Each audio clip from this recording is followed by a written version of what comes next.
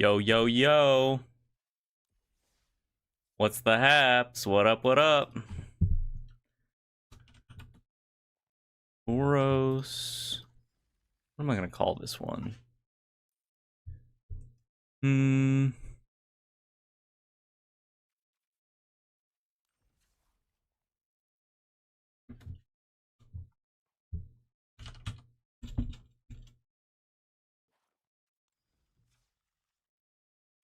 Howdy, folks. Welcome in, welcome in.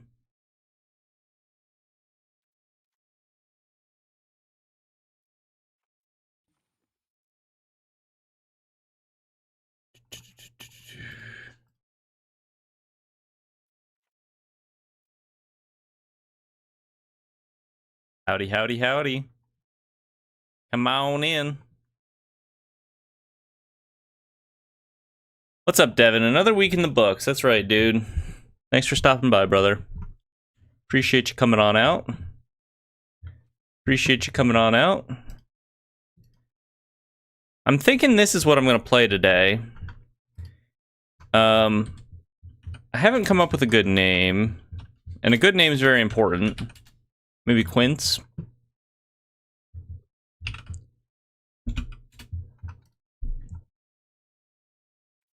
Do we want 2 or 3? Something like this. Why can't I go up Starfield Shepherds? There we go. Maybe down a Daydream? Yeah. Something like that. What up, Jay Sather? Appreciate you stopping by. So, we're going to hop into a traditional standard event, as per usual.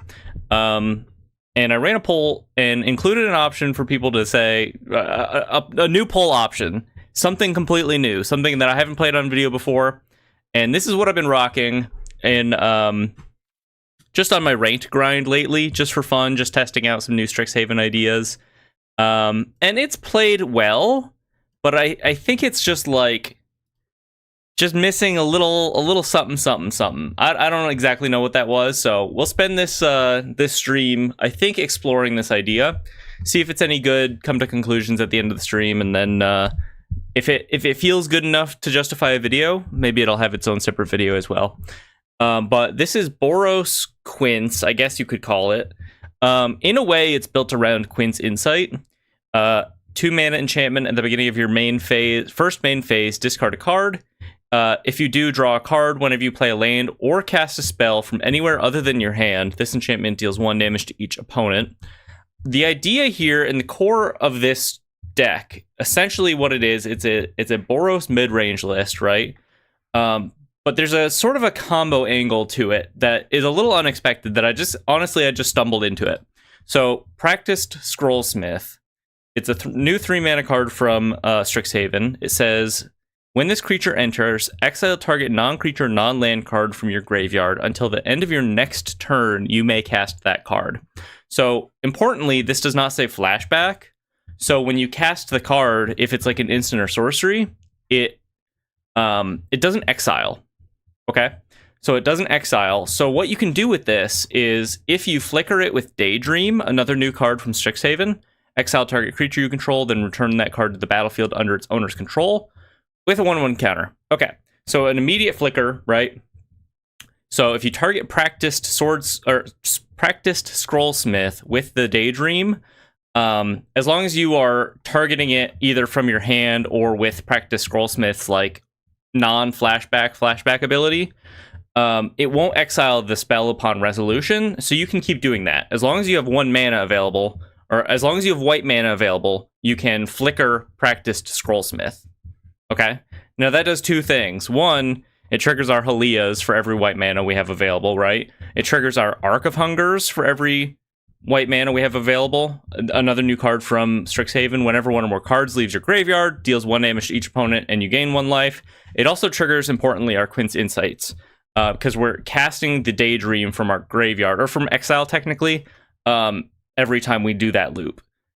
So what this all means, essentially, is, say we get to, like, turn 10 or whatever, and we have, like, 6 mana available, and we just happen to set up this board where we have like 1 or 2 Quince Insights on the field, or and or a Halia or whatever, it just gives us this weird like late game value sort of burnout plan, kind of, where we don't really have to do any crazy setup or dig to find this. It just involves having a practice Scrollsmith, having a Daydream, and then whatever mix of like relevant trigger effects for that synergy on the board. So like if we happen to have a Quince Insight, we can spend 1 white to burn our opponent 1 every turn. Do I have Magmatic Hellkite in the side? No. Do you mean Nova Hellkite? Or Magmatic Hellkite? No, that's an interesting idea with the Daydream. It's kind of an interesting idea. I guess that would be pretty good against like the Elementals lists. That might be worth visiting. So I'm going to run this as it is for now for the first traditional event. If I have time, I think I'll just jump into a second one with any sort of suggested changes. Happy to have more eyes on this, because I think it's pretty close. It does some pretty like powerful grindy things. Namely, like Flickering Beza is probably just the best thing that we can be doing. But other than that, it's just a pretty fair deck. We're trying to like warp in a Starfield Shepherd and Daydream it, or we're trying to just Daydream our Novice Inspectors. Hit our land drops every turn is basically the idea. And eventually, we just happen to have these synergies online where we get the benefits of being a fair deck, but we also have that like weird payoff. See, that's the thing, Turd Gobbler. Appreciate you stopping by the way. This is not a combo deck. This is a fair deck that doesn't need protection because we have a lot of built-in card advantage. We just can stumble into this combo, basically, right? This synergy of eventually I have 2 Quince Insight on the field, and for every white mana I can deal 2 damage to my opponent, and that just ends the game. Let's show it off. Let's jump in. I'm doing well. Appreciate you asking, Turd Gobbler. I'm doing well. It's a really weird deck, I think. The synergies aren't super obvious, and I think it'll take seeing it to really understand like what's powerful about it.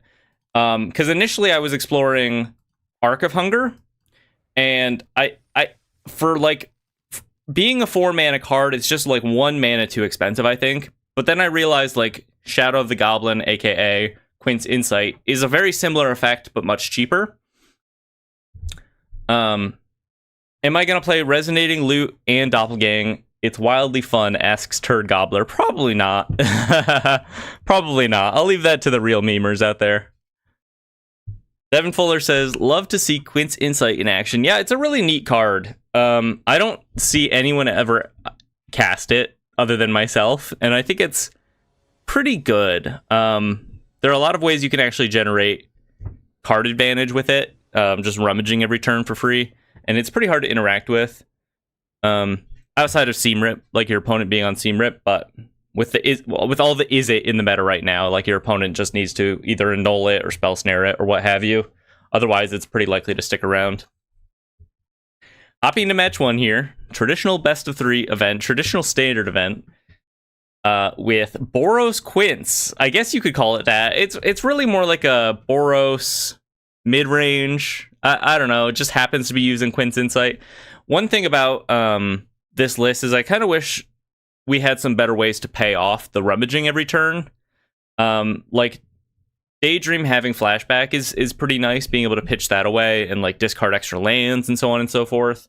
But for the most part, the rummaging is just like turning our lands in the late game into real cards, which is not nothing. Jay Sather says, very cool idea for sure. I have a buddy that is playing a Mardu deck built around Practice Scrollsmith, but it's mainly black deck, with white/red being secondary. Similar idea, but a different take. Okay, so what is their payoff for the Scrollsmith? Just like using it as a value card? Because it's a pretty good value card too.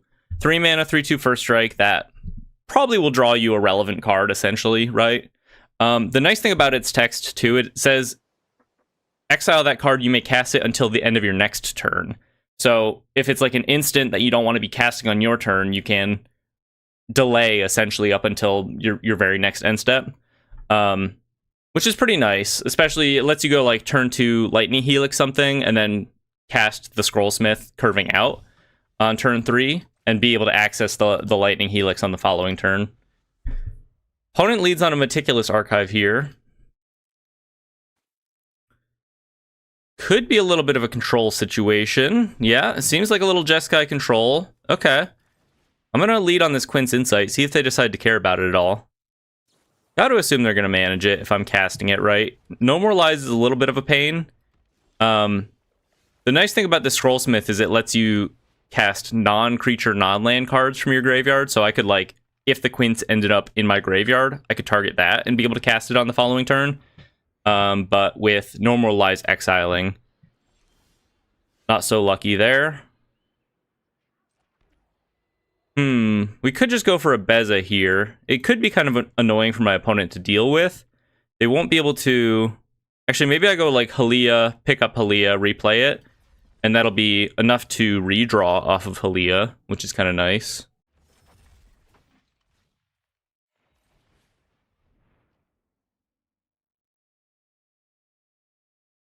And if they kill my Halia, they're going to kill my Halia no matter what, really, right? Doesn't super duper matter. Pick up the Halia. Rewarp the Halia. Try to draw. See if they care about this. They do care about this. That's fine. We're chilling. Pixie on the field. 5 mana available for our opponent, but honestly, not like a whole lot of action on their end. Only 3 cards in hand. They could rip a Consult the Star Charts here. I'm going to go for the Beza.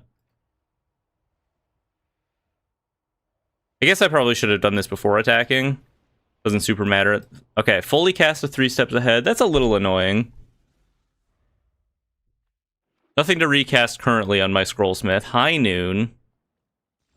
High Noon. We draw into a Starfield Shepherd, which is pretty nice. We're not like all in on the Starfield Shepherd plan as far as having a bunch of Nurturing Pixies and like cost reduction from Momo is concerned. Repeat value, he's got loops going with that, Arc of Hunger bouncing with Go Ninja Go as well. Okay, cool. So I'm not the first to have this idea then. 1 spell per turn from the High Noon, but that's okay. We can actually just start like, we can play out a Novice Inspector and then start firing up the Abandoned Air Temple every turn. That's going to be pretty annoying for my opponent, I think. They have a Jeskai Rev. That's going to be pretty annoying for me. No Go Ninja Go here. I honestly didn't even consider it, but it might be worth considering. I'm not that in on the like Blink plan, to be honest with you. It's a good element of my game plan, but I don't know. There's maybe a little too much going on in this list, so it's gonna take some refining. Rips another Jeskai Revelation to the face. I can beat this High Noon eventually, but I don't know that I can beat double Jeskai Revelation and like the card advantage that comes with that. Draw into another Quint's Insight. Try to go for a Starfield Shepherd. Do they just have a 3rd Jeskai Rev? Okay. Well, I don't know. Get bent, I guess. Bring in the Ajani's. Let's go ahead. They're on High Noons, huh? Ghost Vacuum seems reasonable. Curious Farm Animals, maybe?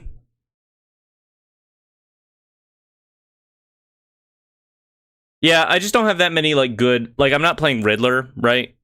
I feel like that's a pretty good reason to not be on Go Ninja Go, but I don't know. Maybe it's worth including. Maybe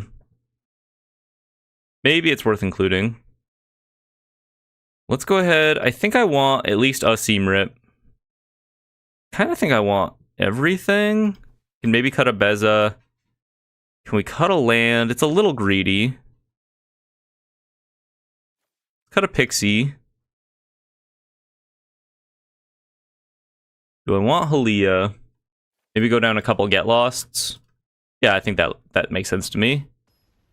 They might just be like all instants and sorceries, right? Maybe I need to be on Pyroclasm over Get Lost. Yeah, it could be tough. We'll see. I think if I get online early enough with like an early Quinn's Insight, I think this hand looks pretty good, to be honest. Skip on the Lightning Helix here. Just lead on the Ghost Vacuum. They might be doing Shiko things, they might not. They might not care about this at all, but really more so it's a value piece for me. To be able to give them something alternative that they kind of have to manage. Alternative threats, if you will. See if they care about dealing with my Quinn's Insight. High Noon. Okay. Discard an extra Beza here. Curious Farm Animals. I'll take it. I will take it. Pass it back. SOS really buffed the most annoying decks in the format. Yeah, I kind of had that sneaking suspicion that was going to be a possibility when it's just like the set is literally oops all instants and sorceries, and that's just not my bag. Go ahead and kill off the High Noon. I'm not really like an instant and sorceries kind of gamer. Whatever that means. I think I'm just going to start by exiling their High Noon here. I get to pay off my Arc of Hunger a little bit if I delay this. Discard another... kind of a tricky spot. I kind of want all of these things. It's hard to anticipate that the whatever I cast here is pretty likely to get countered, right? Maybe it's just better to hold on to both effects in case I draw another land and I can cast it here. I mean, these are two pretty good cards to force my opponent to have to counter, right? Okay. I'll live with my situation. What up, Moonella1? Appreciate you stopping by. Jay Sather says, I'm taking polls on over-under 50% at the upcoming PT. It could be pretty high up there. All right, we draw an extra land here. Discard a Daydream. Let's go for a Beza in this position, I think. See if they decide to counter this. They do decide to counter this. If I get to resolve my Arc of Hunger, though, I'm feeling kind of okay. Threatening redraws every turn. Consult the star charts.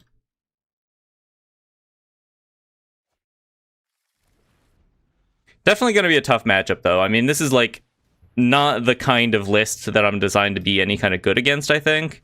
With all, like, the heavy removal in the main. And my value creatures are decent, but at the end of the day, they're probably not aggressive enough to actually threaten, like, killing my opponent anytime soon.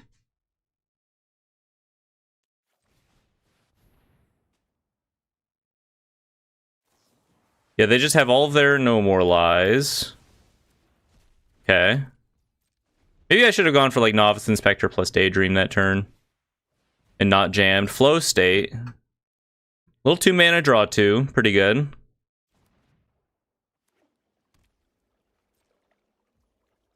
Oh, you know what? I could have exiled a sorcery in response, couldn't I have? Yeah, I'm just not paying attention. My bad, guys. I was just not paying attention at all there. Discard a Novice Inspector here.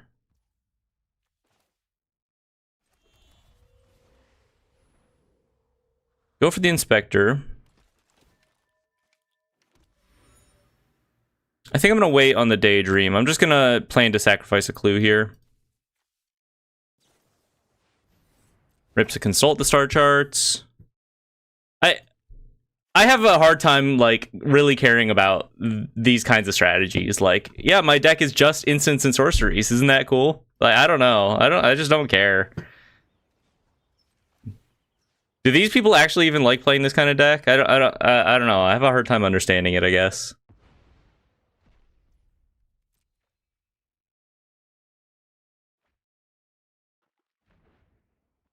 No longer asleep at the wheel.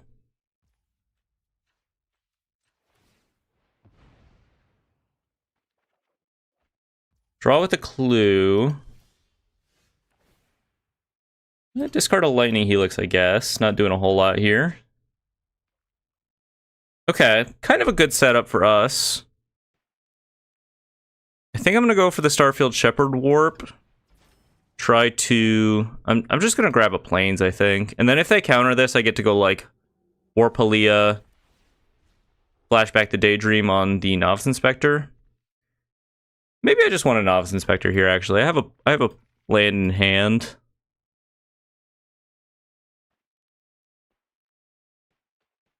Planeswalkers are fine. I don't really mind Planeswalkers as a win condition. The thing that irks me about this is it's just like basically like everything can be done on my turn, which is fine. Flash decks are fine, but usually the payoff for flash decks involve like actually committing creatures eventually.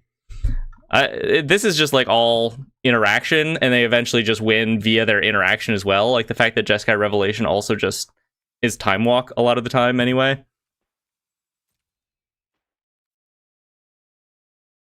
It's a very just like, I don't know. It's not a very fun deck to play against, truth be told.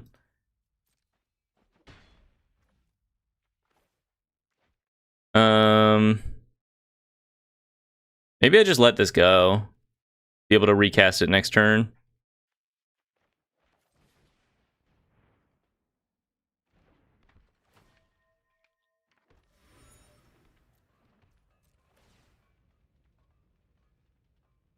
Rev is technically their Deuter Maker, right? It just does everything they want, but it's just so like, I don't know. It's very much just like they get to play to my board. I have to play to the mystery of what exists in their hand, right? They get to play to my board. They get to see my board and take actions against my board. And I just have to be like, well, okay, do you have it? Do you have it? Do you have Counterspell in this moment? Do you like... I don't actually mind playing against these decks in paper, because I think there's a fun bluffing element, but I think that bluffing element gets a little lost in when we play it on Arena, and there's something about like the snappiness of Arena games that I like when you're just able to crank out matches of Magic, right? But if your opponent's on a deck like this, it just kind of halts the whole thing. Also, just getting into these positions and the feeling of hopelessness of like, yeah, I probably can't actually win from this position, right? If you actually have Jeskai Rev in your hand right now. Aang Swift Savior. Exiles a token. Okay, well, there's a creature. Firing up the Quarry Mountain Monastery. Huh.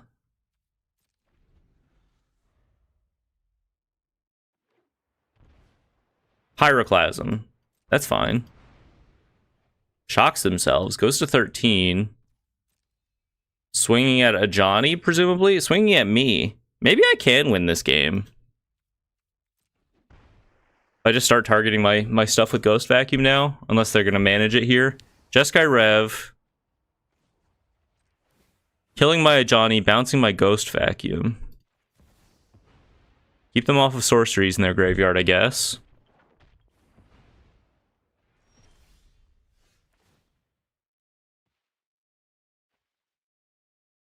Are you referring to my list or their list, Hilson? Because I think I would agree with my list is for sure a first day of new set list for sure. I guess we'll get rid of the Ghost Vacuum at this point. They're tapped out, which is kind of interesting.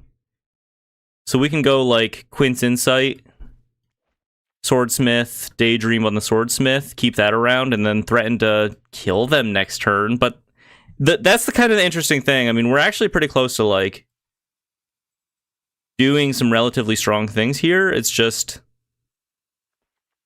I guess I'll just get the Halia, like, redraw here. Play the Quint's Insight and sack a clue.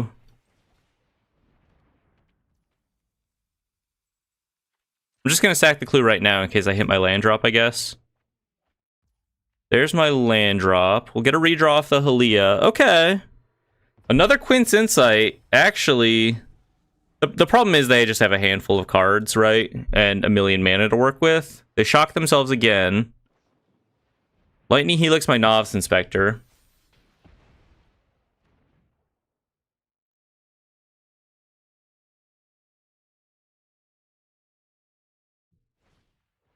High noon. Yeah, I probably can't beat the high noon, actually.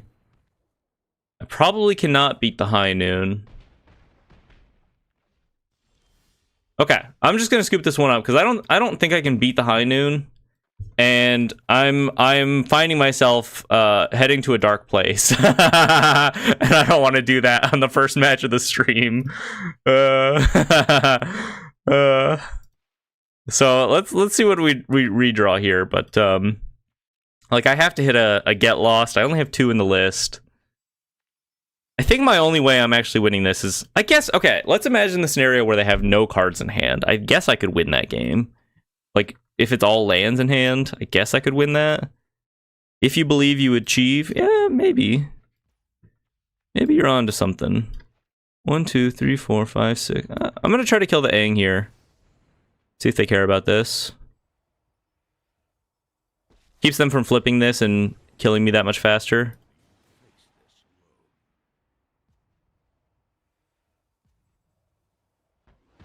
Okay, that goes through. That was my 1 spell. What else you got? Fires up the Great Hall of the Biblioplex, I guess. The High Noon's like a really annoying ad here. Manifest the win with pure willpower. The problem is High Noon shuts down my pure willpower angle. I think my pure willpower win is like I get the 3rd Quint's Insight online and just like kill them. But that is no longer an option. Rips to consult the star charts, seeing 11 cards. You got it. You got it. You got it.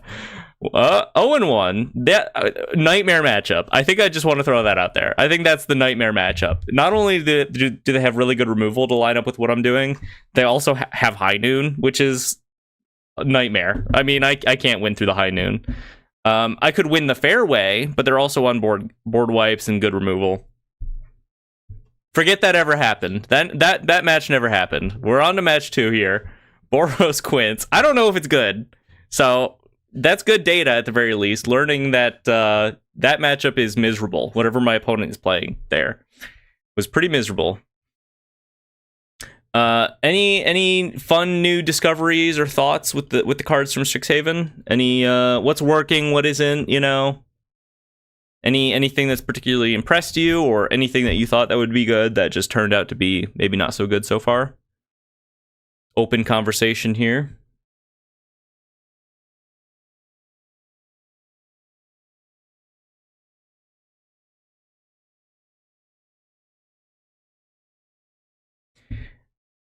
There's nothing wrong with Jeskai control. Like, you can beat Jeskai control with known decks, but when you're testing, like, I don't know, when you're just testing like your garbage mid-range pile, it can feel pretty bad sometimes. I want to see my cards work, and Jeskai control is explicitly about like your cards actually just don't exist, and that's the game that we're gonna play. The new demon actually seems pretty good. The 4-mana 7/6. What up, Nacho? Appreciate you stopping by. The new demon seems kind of good. I don't know. I haven't played against it yet, though. Just a 4-mana 7/6 ward, discard a card on paper. Seems kind of good in a meta with, I don't know, things like Eddie Mert Crab, etc., etc. Pairs well with Unholy Annex, right? I've seen a couple Golgari mid-range lists put up some decent results in recent challenges and stuff. Nacho says, I felt that Mind Roots is performing worse than I thought.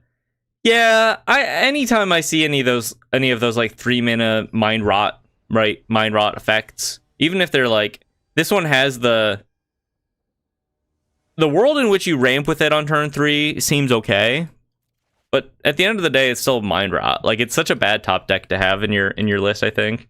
I don't know. I'm not that convinced on it. I'm not that sold. This is a pretty decent hand if our opponent is and I am playing against my father, so maybe he'll go easy on me. Little Is It action. Okay. This should be fun. I think we have a chance against Is It. Assuming this is like prowess, perhaps. Go for the Warpalia Novice Inspector play.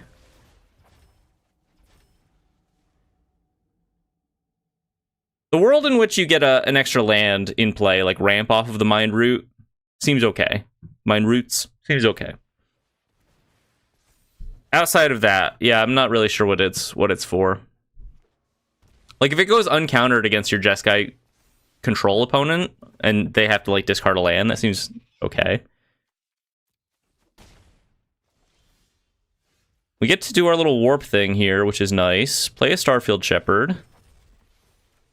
Go for the Daydream action. Let's just start getting some planes out of our deck. Guarantee that we're hitting our land drops here. Get a little Starfield Shepherd online. We're not really like a nurturing pixie list. I do have one in the list just to be able to do the like warp, pick up warp thing once, but that's not really the intention here. I guess I can probably attack. If they have a way to deal with my Shepherd, I'm not going to be able to block, right? Beza is kind of the all-star here, though. I guess I'll just take this. If they have like some kind of trick that they're trying to get me with here, I'll go toe-to-toe. Burst Lightning. Is this double Burst Lightning?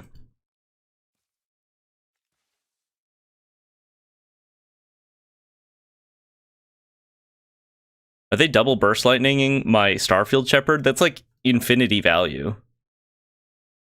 That's infinity value right there. There's no way this is double Burst Lightning. Although, they're stopping, like...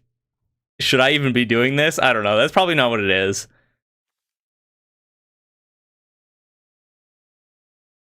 Why do opponents do this? Like, what do you have going on? That you have, like, Are you disconnecting mid-action? Mid-game action?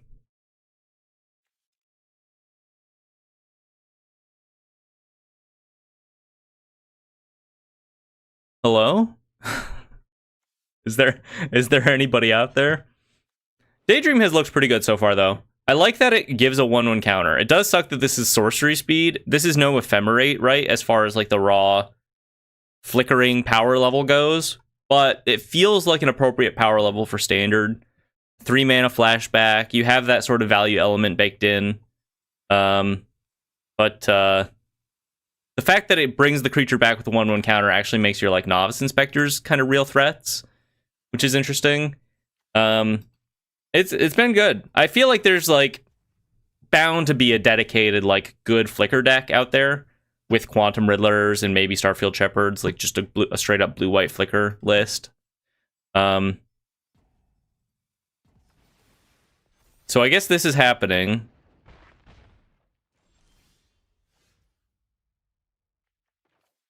Okay. Hey, I'll take a free win after what happened last game.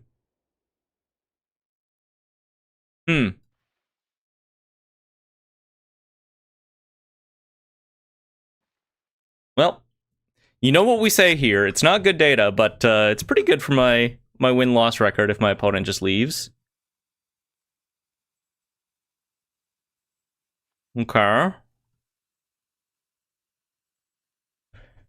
All right, well, while we're waiting for this, I guess, any other Strixhaven cards speaking to you?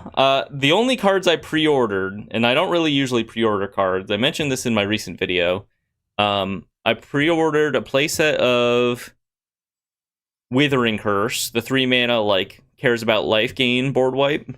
I pre-ordered a couple Delian Phase, Professor Delian Phase, a playset of Arc of Hungers for whatever reason, and 3 of the like legendary Black guy. Black, the life gain guy that cares about like bats and spiders and stuff. I just think he's neat. Just gonna develop my board here.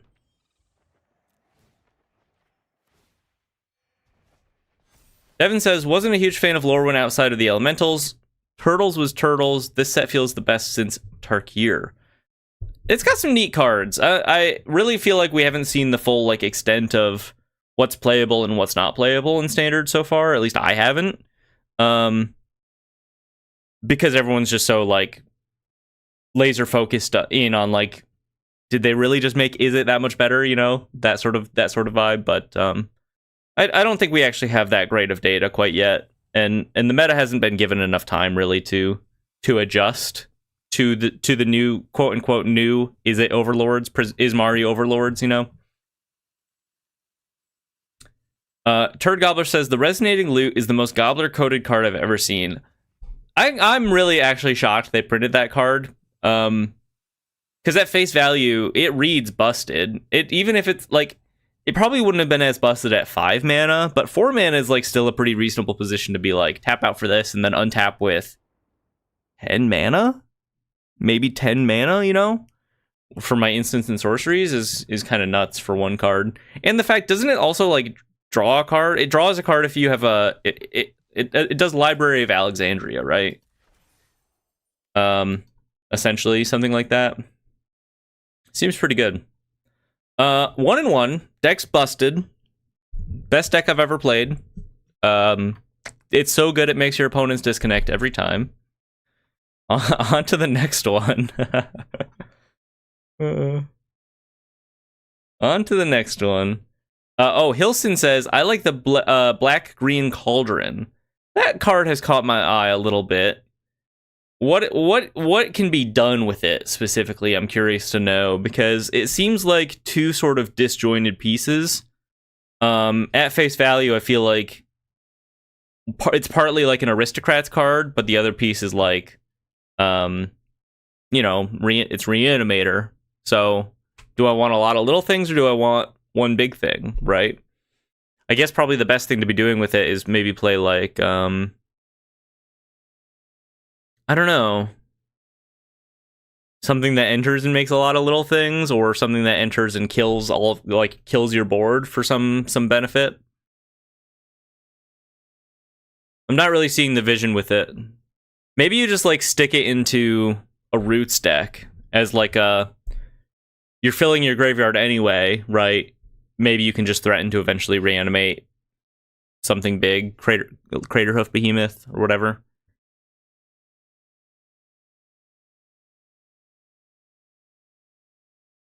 Munella1 says, this game went about the same as those in draft last week. Did we have weird games in draft last week? I don't quite recall. I had a fun time doing that stream though. Weirdly, not weirdly, but I didn't really think people liked watching the Powered Cube, just based on the metrics from the one video I did. So I was like, fuck it, I'm gonna do it anyway. And it turned out like people were hanging out, and it seemed like people had a good time. I had a good time. I don't think it's available anymore, Munello, but I was kind of thinking about revisiting it today. Sadly, I think it's gone. Could be wrong though. Hilson says some sort of Abzan shenanigans, but what exactly? Have you tested the Cauldron quite yet? Have you figured out anything that seems particularly good with it?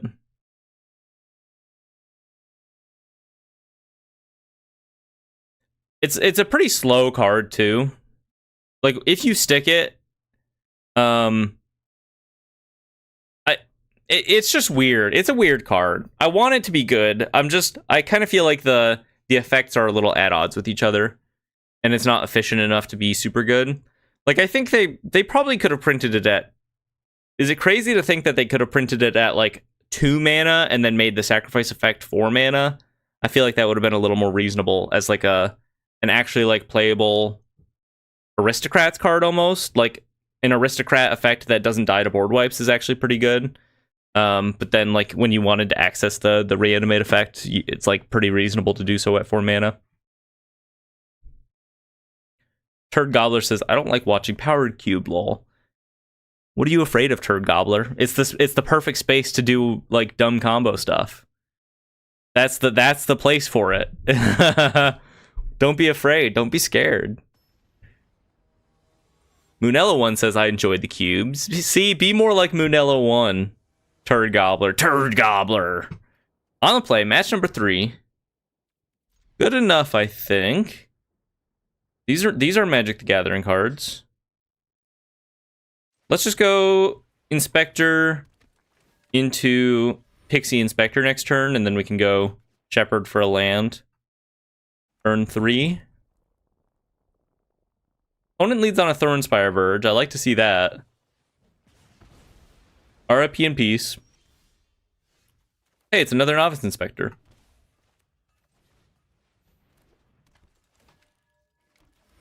Turd Gobbler says, feels like I'm at a kid's birthday party. I'm glad the Power Cube player is having fun, but there isn't anything there for me. All right, fair enough. Fair enough. I just like to draft Storm. It's the one place you can like draft Storm, and I find that very fun. Opponent goes for an Esper Origins.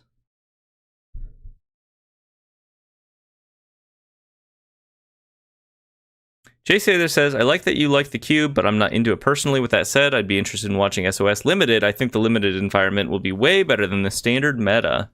Okay. That's good to know. Maybe once I start building up some... Okay, that's good feedback. Maybe once I start building up some gems and stuff here, gold, etc., we can jump into some limited. Probably when quick drafts come around too. I'm kind of a frugal limited player on Arena here. Summon Fenrir. Really not quite sure what my opponent's up to, but I have some ideas. Feels like a Yuna sort of list, perhaps. Track a clue. Draw a Sacred Foundry. Okay, so we can shock ourselves to get extra life here off of Beza. Get a redraw off of Beza. That seems pretty good. Draw into our practiced Swordsmith. Hit you for 2 in the air. Storm is standard legal in 3 different ways. Yeah, but it doesn't hit the same without the Black Lotuses and the Yawgmoth's Wills and stuff like that. Yuna on the field.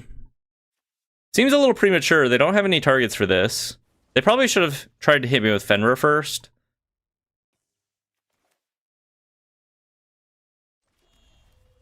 Go ahead and get lost the Yuna here while it doesn't have ward.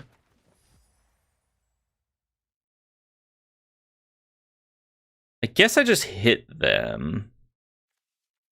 Does it make sense to Helix here? If I Helix here, hit them for 7. Hit them for 7 again. Otherwise, I'm giving them a little bit of free damage. I could also go like... If I Helix now, I get to flash back the Helix with the Practice Scrollsmith, which I think is worth considering. Yeah, that'll be lethal next turn if everything, like, if nothing changes, I guess. They're pretty likely to flash back the Esper Origins here, I think, but... Jay Sather says, we'll see if the standard meta gets better, but I believe it's going to be a lot of Izzet, unfortunately. My Professor Deli and Fells are out for delivery today. I'm not going to FNM this week, but I'll be ready for the next week for sure. Yeah, I don't think I'm going to FNM either. Right on the day of set release, my store usually runs a draft, which I'm not that down for. It's okay. I don't mind drafting, but I'm more of a constructed gamer, unless it's Powered Cube. Okay. Well, I'm getting kind of close to just burning my opponent out here. I guess I just swing at them with Beza and the Pixie, and then they're pretty likely to block here, but maybe they block with Yuna, and I'm feeling pretty good about that. I know. Well, I would go to FNM Munello if my store ran FNMs on days like today. Unfortunately, I will have to wait till next week. I guess I could also get lost the Yuna here and open up a better swing. That's probably a little better, especially after drawing another Lightning Helix.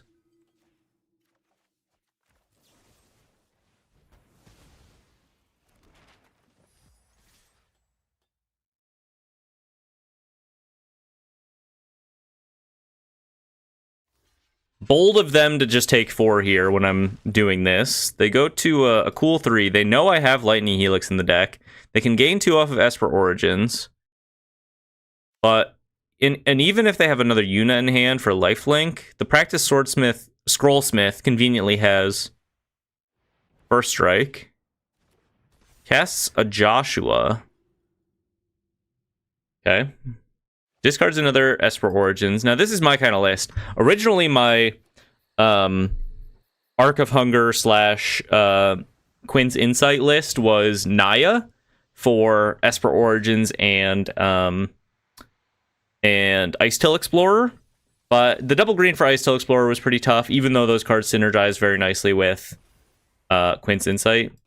Maybe something worth considering as separate from the sort of like blink sub strategy that we have going on here in the future.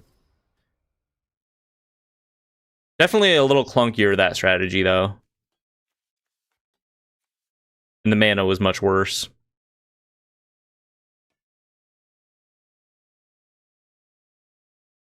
Well, my opponent's dead, which is nice. Just hit them with the Pixie and then Lightning Helix their face.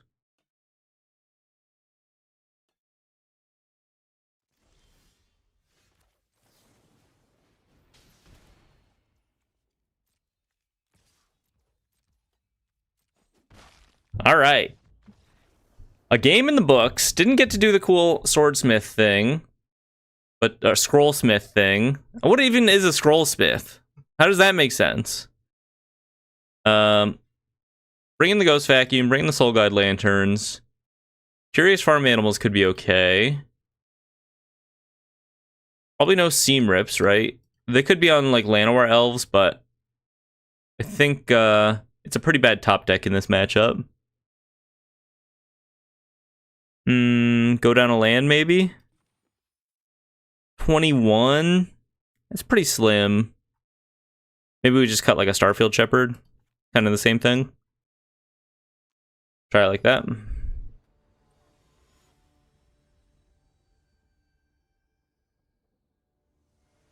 Yeah, but isn't that like a scribe?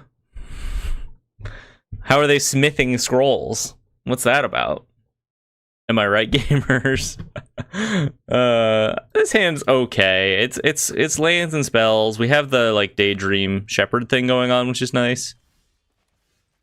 And there's a Scroll Smith.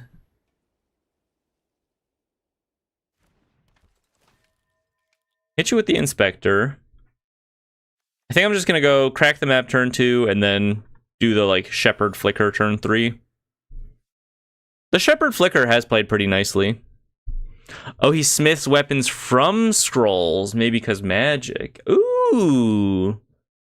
Scroll Smith. Okay. That does kind of make sense with the art. Pulling a sword out of the scroll. That's kind of cool. It still doesn't, I mean, I get that it's magic, right? I just never seen nothing like that before. Kyle says, what about less bounce-oriented and go Naya with the Dredger's Insight / Esper Origins with the new green Emeritus, more mid-range? Yeah, it's definitely a possibility. The thing about that, too, is just, like, we're adding Dredger's Insight on top of Quinn's Insight. Like, it's just probably too many, like, do-nothing clunky cards, I think. We need some amount of stream, like, interaction, and it's just not busted enough to be all in on this, like, setup.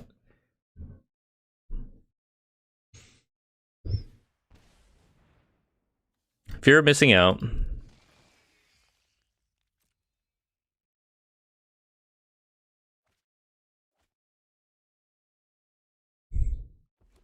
It's got a weapon and a scroll. Pulling a, presumably, I don't actually really know what's going on here. Maybe the scroll is their hilt for whatever reason. I don't know. I don't know. Elegant Parlor. Fear of missing out, huh? Well, I did cut my Seam Rips, unfortunately. Beza. Happy to see a Beza. Get a couple of Novice Inspectors here. Actually, let's just go Inspector plus Pixie. Seems pretty good.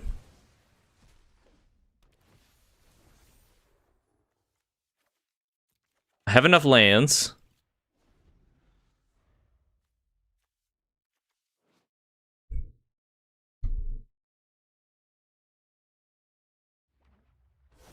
Fourth land for my opponent, presumably just flashing back Esper Origins here. Seems to be the thing to do on 4. We're staving off the FOMO attack, though, which is nice. They gain a little life.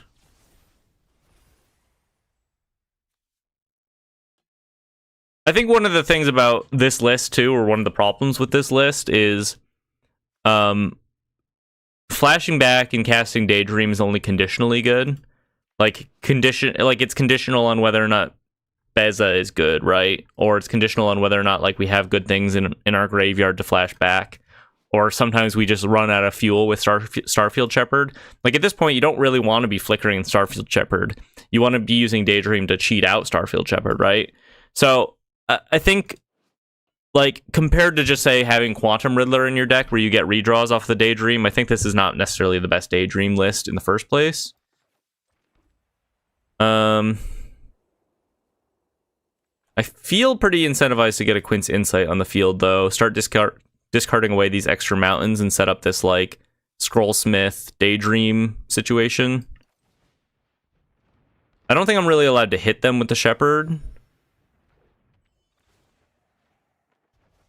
on account of the fear of missing out plus Esper Motto in here. But I am kind of worried my opponent has a good setup. I mean, I guess they get to reanimate Bahamut. There wasn't really anything I could do about that in this position. Does flickering a warp card make it stay? Yep. That's the idea. Warp in the Shepherd, warp in a Quantum Riddler, hit it with the 1 mana Daydream and keep it around. Or go Ninja Go, or what have you.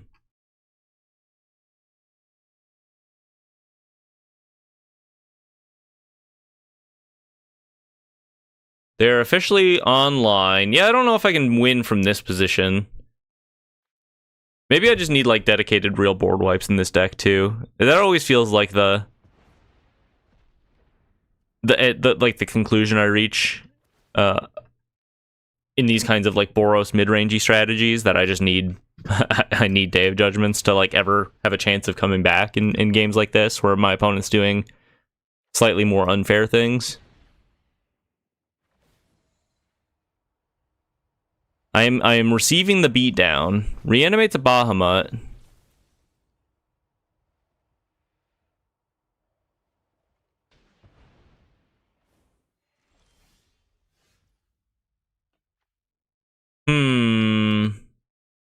Well, I'm gonna say that's all she wrote. Maybe I bring in the board wipes. I don't know. I just need graveyard hate, right? I just need to keep a hand that has graveyard hate. Is pretty much the thing that makes the difference there. Or, like, have a Get Lost available. Maybe my Lightning Helixes should go. I'm just gonna run it back. Just gonna run it back. Try to keep a hand that has graveyard hate. It's triple Lightning Helix, but is this even that good against what my opponent's doing? I guess I like that it has lands. This could be good if I had, like, a Halia in my hand, maybe. I'm gonna skip on that. This seems better. Put back the Lightning Helix.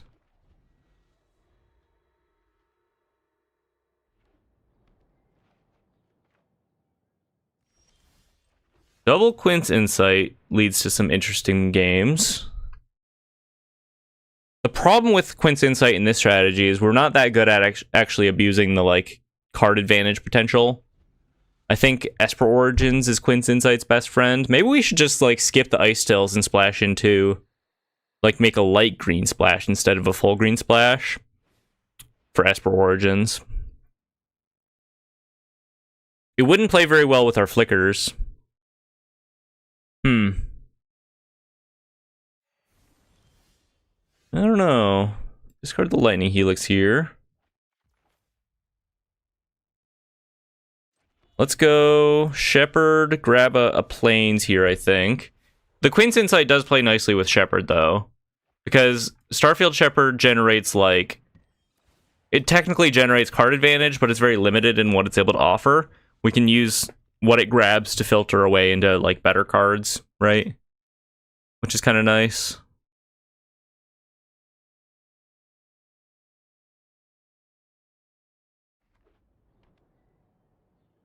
There is something to be said about not being that in on my graveyard, though. Like, if I added Esper Origins and Ice Tills, then I'd be really shut down by, like, Rest in Peace at that point. And we can definitely just win fair games.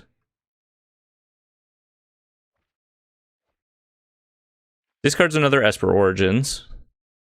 I'd love to top deck just like a Soul Guide Lantern. They're stuck on lands, which is nice. A third Quint's Insight. I kind of feel like I should just go all in. Discard a Starfield Shepherd here. Practiced Scrollsmith, huh? A third Quint's Insight. Is it even good? I don't know. Is it even good? I don't know. It's interesting. I'm gonna start hitting them. I think I'm kind of like approaching burnout territory with a third Quint's Insight.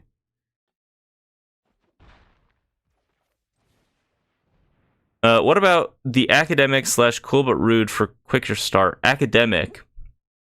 What's the Academic? Would you expand on that, Kyle?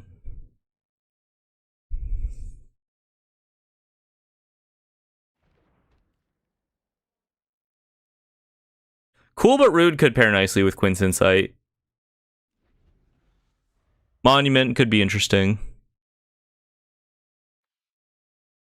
I'm just gonna do this and hope that it's eventually good enough, but we'll see. Opponent gaining life off the Esper Origins is not super ideal, but the nice thing about this, like, Scrollsmith, oh, they set up a Bahamut in their graveyard, and they reveal a Yuna. Okay. The nice thing about the Scrollsmith Daydream combo is, like, you can kind of delay it. Get Lost. Discard the Sacred Foundry here. Double Get Lost. 2/1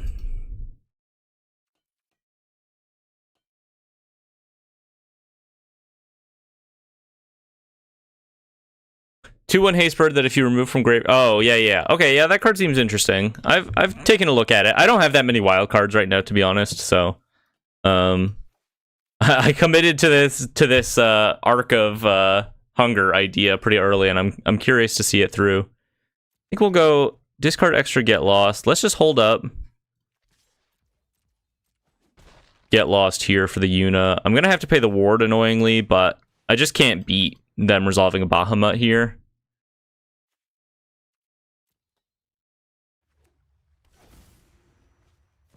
There's the Yuna. Hope of Spira. Swinging in. Go for a Get Lost. Hope that's good. Cross our fingers that that's good. Don't Smuggler surprise me, bro. Can they do that for 2 mana? I don't really remember. Hits me. We're living.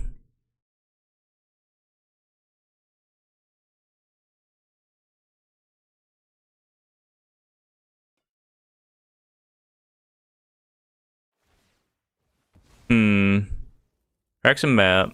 Reveals a Dredger's Insight. Gotta imagine they're gonna keep that on top? Question mark? Try to dig for another Yuna?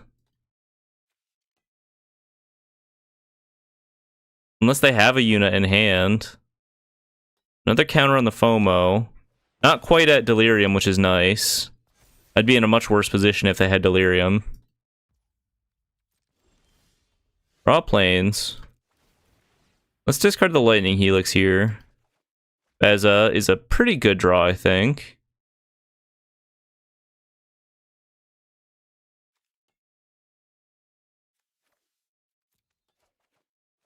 Yeah, the Explorer out of Helix range is real.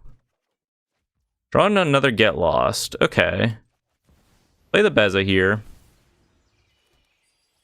Soul Guide Lantern from the off the top. Soul Guide Lantern off the top. Okay. Problem solved. basically all of our problems have been solved, I think. Soul Guide Lantern off the top. We were bound to dig into it eventually, seeing 3 extra cards every turn, right?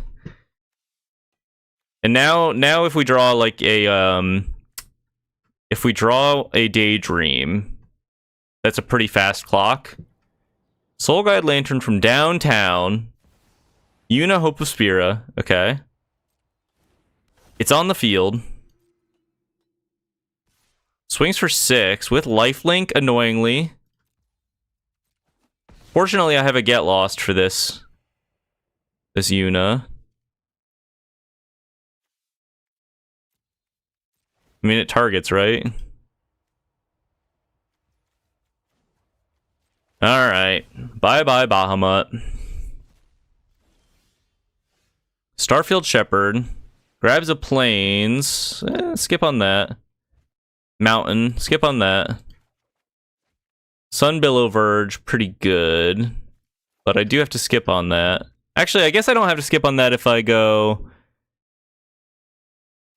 discard the Get Lost. Play the Scrollsmith. Play the land Scrollsmith, and then... flashback the Get Lost. I'm pretty likely to hit more lands anyway, though, right? There we go. Get Lost the Yuna here. Hit my opponent.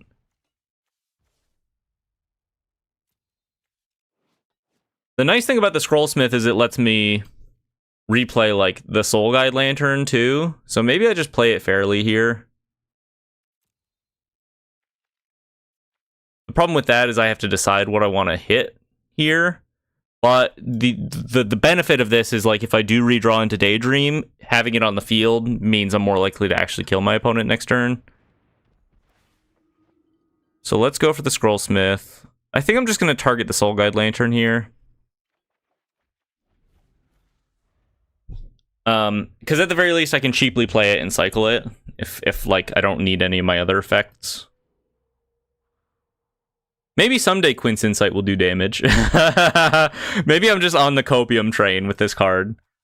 It looks like, to be fair, if I do draw Daydream, my opponent probably dies. Asterisk. Probably.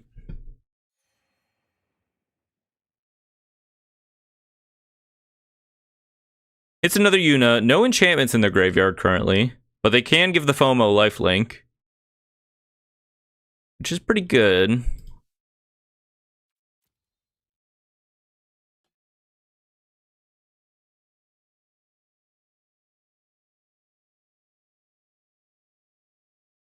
See what they commit to here. They might just put a Yuna on the field.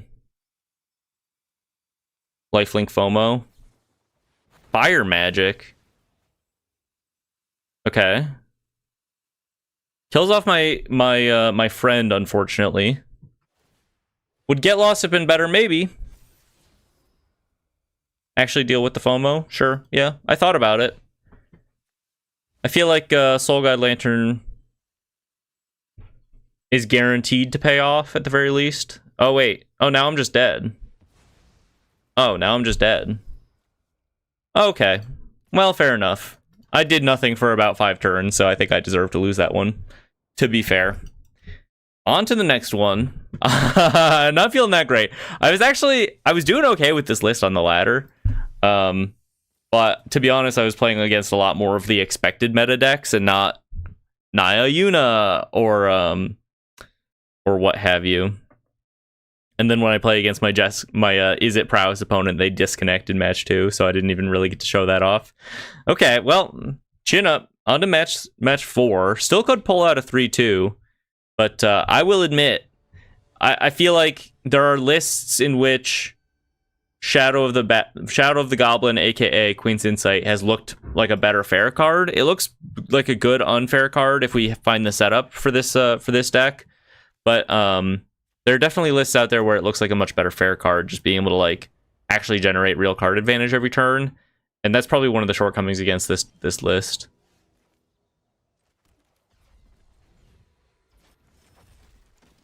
Moonella 1 says only win is against the pity McDonald's Wi-Fi opponent. I know, dude. You don't need to remind me. Go for the Inspector, Halia. Opponent leads with a Sunblessed Peak, so at least I get my one, like, opponent that's just playing cards they own this run right here. So that's always fun. Evolving Wilds. Hey, maybe my cards will look good in this matchup. Maybe my cards are going to look good here. Well, I guess we'll see. Searches for a swamp. Gotta crack a clue. Try to hit her land drop.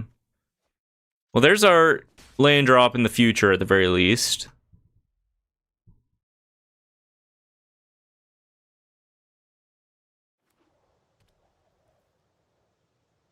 Evolving Wilds Part 2.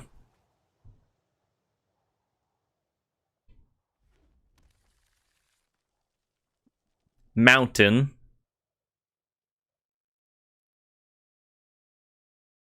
How do these people wander into these events? I'm always curious.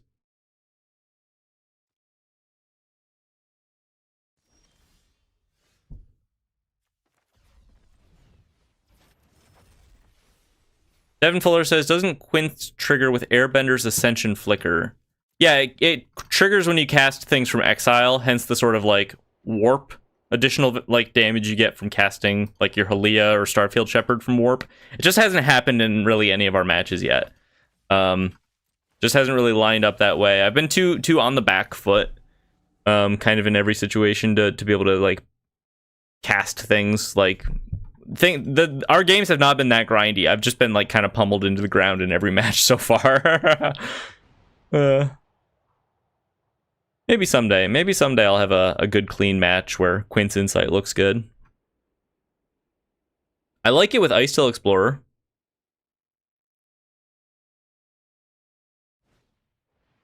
Perforating Artiste.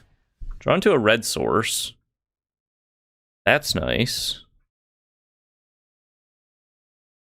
Could just Helix the guy. 1, 2, 3, 4, 5, 6. If I go Shock Beza, I don't even draw a card. Could just play a Quint's Insight here. Tappy Tio says, what's the deal with this opponent? They're clearly new because of their lands or something? Yep, basically that. Yeah, I mean, there's really no reason to be playing Sunblessed Peak. Basically, is like anyone that's been playing Magic for long enough just kind of knows that there are better cards than this. Same with Evolving Wilds and like a non-landfall based strategy. Alicia who laughs at fate. I mean, it's not that these people, like these opponents, always play bad cards necessarily. It's just that their strategies also tend to be very loose as well. Munella one with the sick burn says, at least Scrollsmith has looked really good. Fair enough, dude. I will say at the top, I was like, I'm not sure about this list. Let's test it. But you are right. That is a sick burn. You're always good for the sick burns. Go ahead and clear out the Alicia. Get our Quint's Insight online. You are right. Hey, look. I never said this deck was it. I never once said this deck was it. In fact, specifically at the top, I was like, I think it's close to something interesting, but not quite. I want your insight. Munello's insight, specifically. Actually, I don't want to hear from Munello anymore. He's too mean to me. Take that back. Draw into another Plains. And just discard the Seam Rip. Get Lost. Play our land. I would love to be able to manage their... I guess I can just go Scrollsmith plus Get Lost here. Feel okay about that. Ping ya for 1 damage from the Quint's Insight. Fiendish Panda triggers. Gets to bring back their Alicia, perhaps. Feel like the Arc is hiding. Yeah, we actually haven't... Yeah, it's kind of weird that we haven't run into the Arc of Hunger. I guess just once against Jeskai control, but they countered it. We're chilling.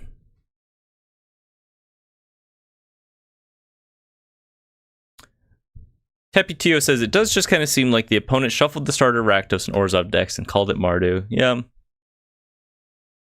Yeah, I mean, it's just going to be that. And I tend to run into like this kind of matchup at least once per traditional standard event run for whatever reason.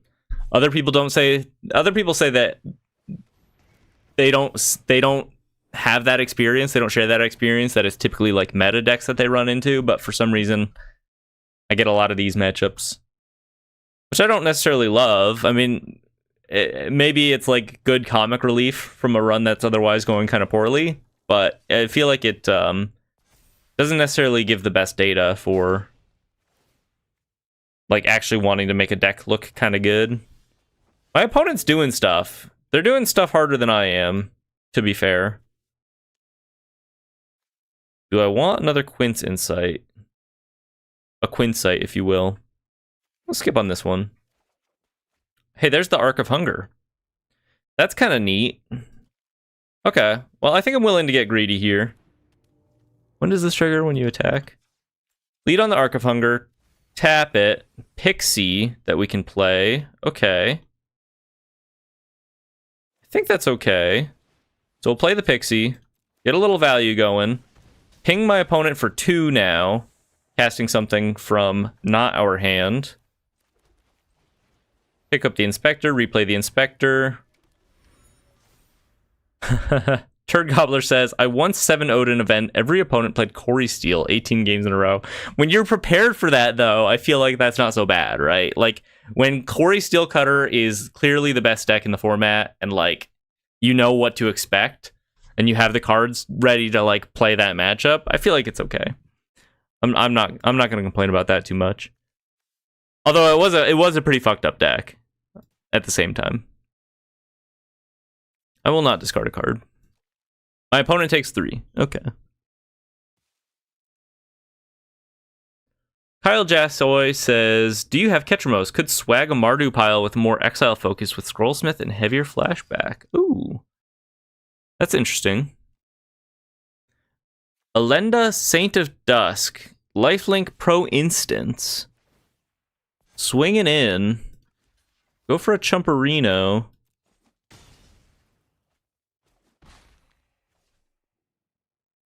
I have a few Ketramoses. I don't know that I like the sound of... I don't think this list needs more generically good value cards. I think it needs, like, ways to be bigger than this, or ways to survive my... not this specifically, but ways to survive, like, your opponent's doing big board things.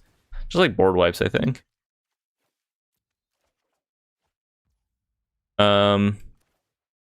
Fortunately, we do have Beza, which is pretty nice. Let's activate the Arc. Novice Inspector.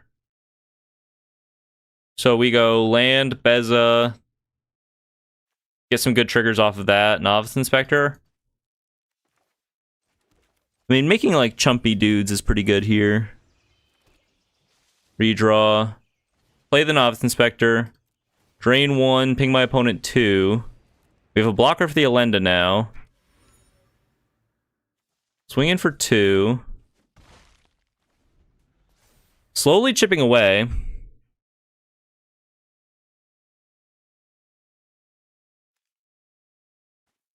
Exile any number of target players' graveyard. So if they exile my graveyard here, I do get to drain 1, which is kind of fun.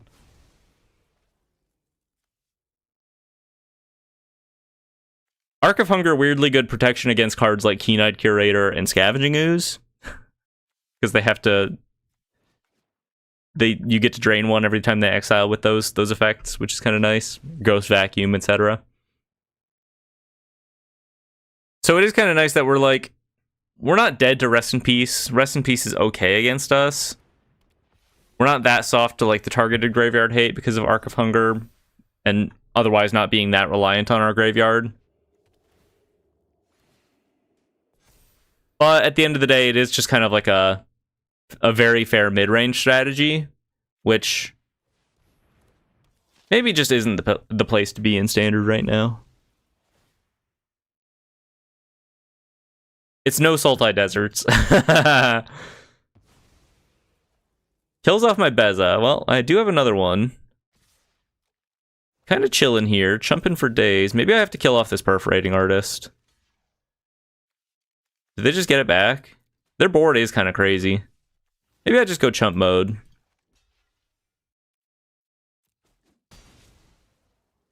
When did their board get so crazy? Is it because this, like, Alicia has been completely uncontested this whole game?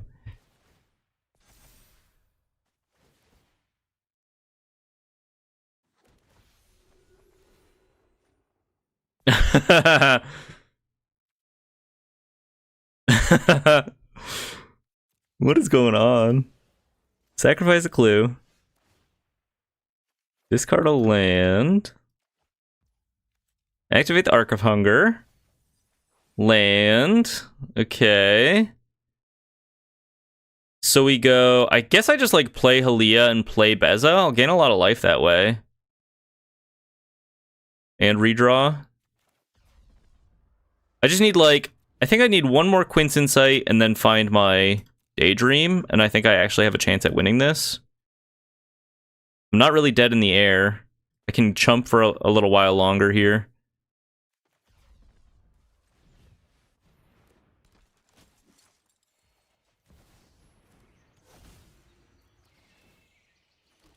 Gain 1,000,000 life.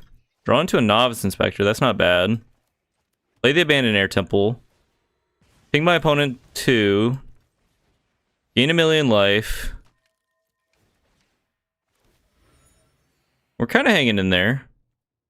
Pass. Redraw.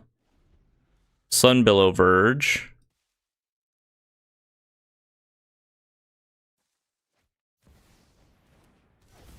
My god. Rakdos, Patron of Chaos, Flying Trample. At the beginning of your end step, target opponent may sacrifice 2 non-land, non-token permanents of their choice. If they don't, you draw 2 cards. Enjoy your cards. Erode. Okay. Get another white source, I guess. They have eroded my Pixie. I think I'm okay with that. They probably should have eroded Beza, right? I don't know.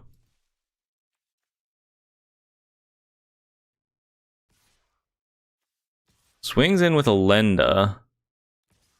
As long as your life total is greater than your starting life total, gets 1/1 and has Menace. So I have to block with 5 power here, right?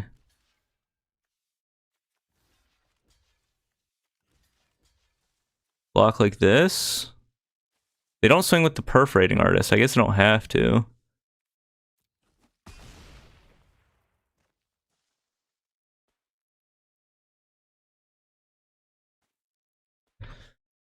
Oh, well, this has turned into a weird game. I didn't expect it to be this big for this long. Maybe I just need to be on Day of Judgments in the main. I wonder if you just get away with that. I mean, it makes your control matchup that much worse, but... Yeah. Thank you, Munella 1. Appreciate you. Sacrifice 2 non-land permanents? No. We'll sacrifice a clue hero, however. Sack a clue. There's the Daydream. So we discard Daydream.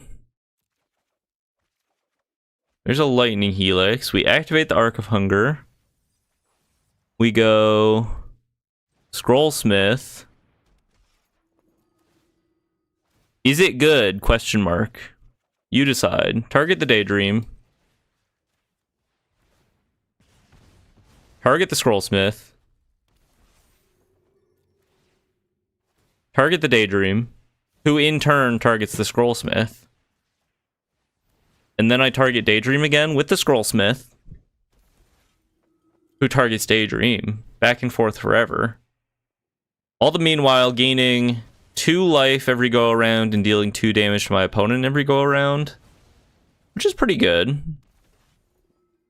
And then the nice bit about Practice Scrollsmith is that unless my opponent interacts with the Scrollsmith or my graveyard, I get to do this again next turn.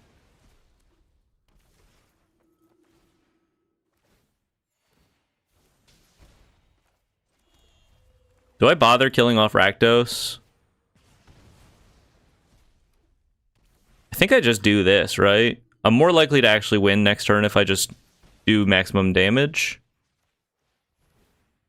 I could end this with a Beza, but then I wouldn't be able to keep the loop going next turn.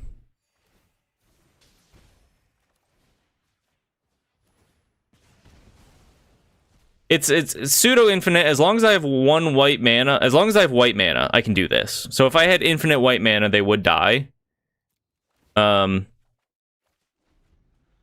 The other thing is like the problem with combos like that typically is that you have one turn to do that, so spend that one turn. But the nice thing about this combo is Scrollsmith says enters exile target non-creature non-land card from your graveyard until the end of your next turn. You may cast that card. So it's just sitting there. My opponent casts a Massacre Worm, which does kind of nothing. So I get to continue this loop next turn, which is kind of nice.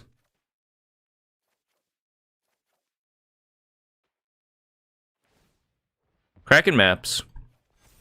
I'm at a pretty comfortable life total here. I can chump and then untap and kill them, I think. I'm going to take some damage off of Massacre Worm. So we go chump their biggest stuff, and then I get to first strike block the Perforating Artist. So I don't have to worry about that trigger.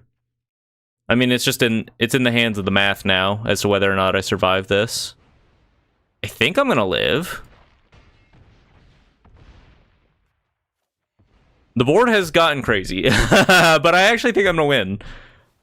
Weirdly enough, it may not look like it, but I do think I am about to win right here.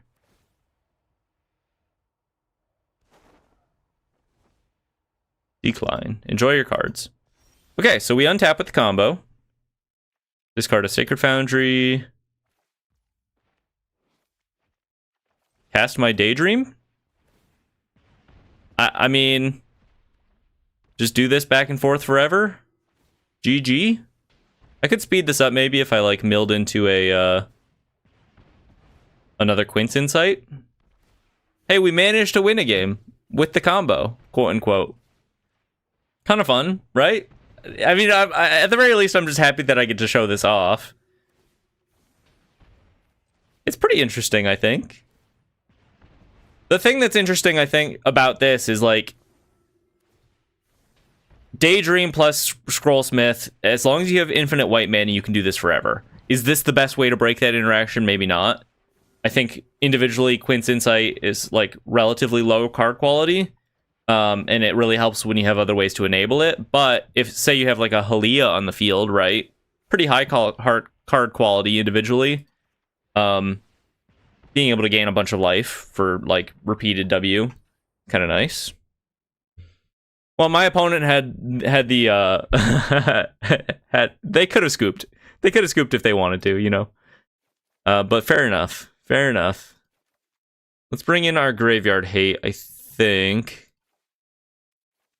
A little bit should be relevant here. Managed to pull that one out despite my opponent's huge board. Couple of Bezas helped to stabilize. Go down to Shepherd. I mean, I think this should be a pretty good matchup for us, right? Do they have targets to Seam Rip? It kind of seemed like all of their creatures were 3-drops. Is that just me? Did they play any 2-mana creatures? Oh, Munella won. If I stop streaming one day, it'll be on you, dude. My last post will be, you have Munella 1 to thank. On to game 2. Pretty decent hand here.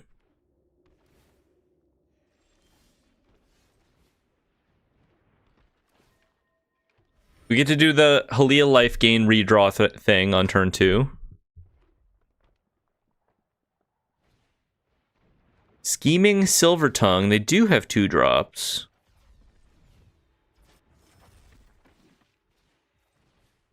He just gets under my skin is all. No, he's just saying what I'm thinking, but only I'm allowed to think it. I don't like it when other people think it. It's like, yeah, I know. The one win, the one real win was against the fucking this. I don't feel good about that. I don't. I'm not trying to sell it like it's an accomplishment.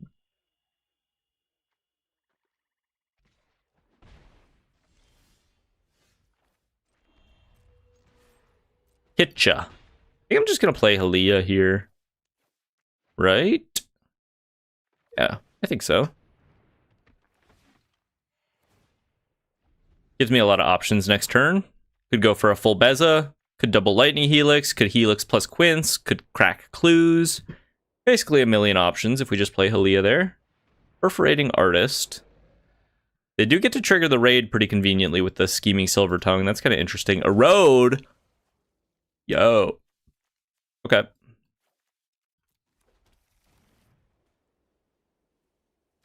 Interesting. I do like getting ramped. Lose 3 life. Sets up my Beza pretty nicely. I think I'm gonna go like Vantage plus Quince and just plan to sack a clue here, I think. Double block the artist if I want. I don't think they can win. I'm just gonna throw that out there right now. There's nothing they can do. Inspiring Overseer. I mean, that's okay. Maybe the Overseer is a pretty good start for like an actual real board here.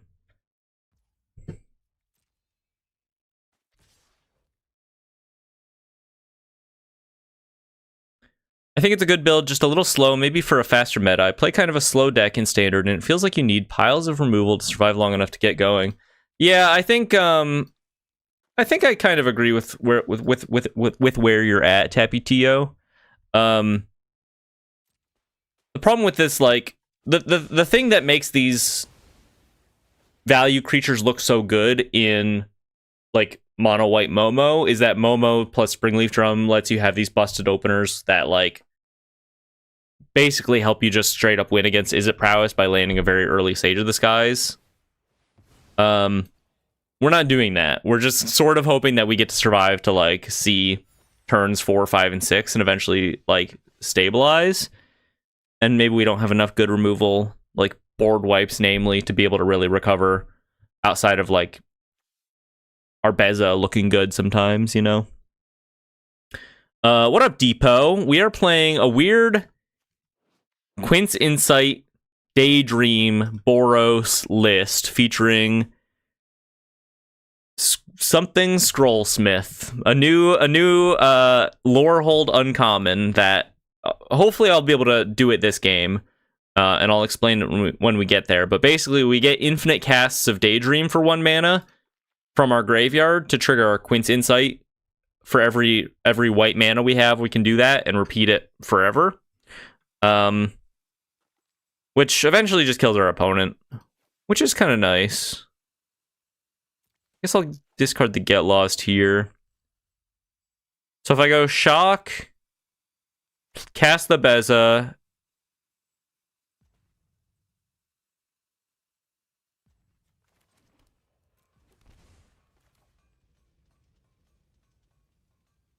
I guess there's no real way to get cards out of this at this point, but I might as well cast this for life and dudes, and then Lightning Helix the Silver Tongue here to keep them from drawing cards.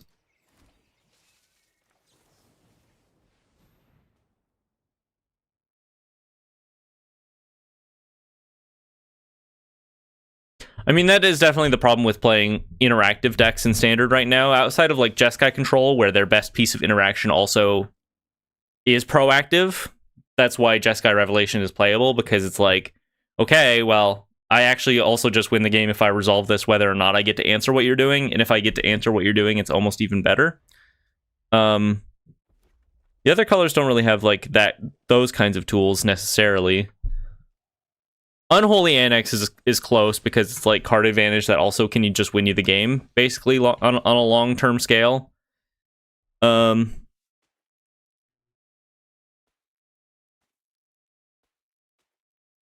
But yeah, these like sort of do nothing value piles. They tend to be not great in Standard, but I play them anyway. I think they're fun. They just have some obvious flaws.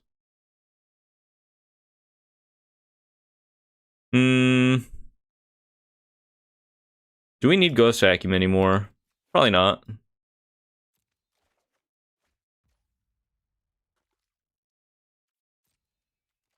Depot says, I've been playing a lot of Jeskai Control since release.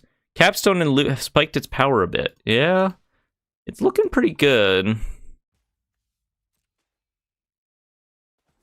Maybe I was just supposed to activate the Air Temple there. Probably. Oops. I think actually if I just activate the Air Temple every turn from here on out, they probably can't win.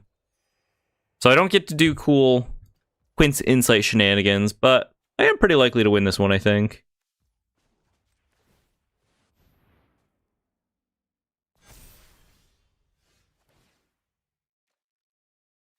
Discard another Beza. I don't think that our Beza's going anywhere.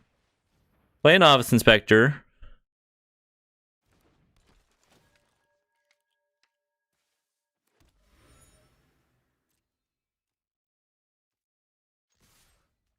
Hit my opponent.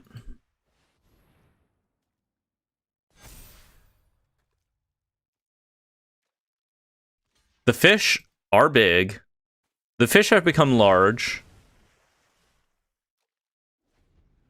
You're in for a smackdown. Scoured Barrens. My opponent gains 1 life. Whoa, Improvisation Capstone. Exile cards from the top of your library until you exile cards with total mana value 4 or greater. You may cast any number of spells from among them without paying their mana cost. Oh, I didn't realize it worked like this. They could hit 2 3-drops. That's interesting.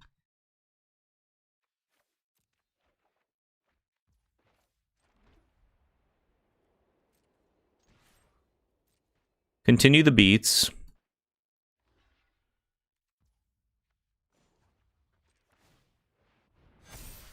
I guess I probably should have just Lightning Helix to the artist, but I don't think it matters. Pretty sure they're dead. RIP in peace. Okay. Alright. Okay. Interesting stuff. Has that capstone been good, the red one? I've not seen it cast until just now.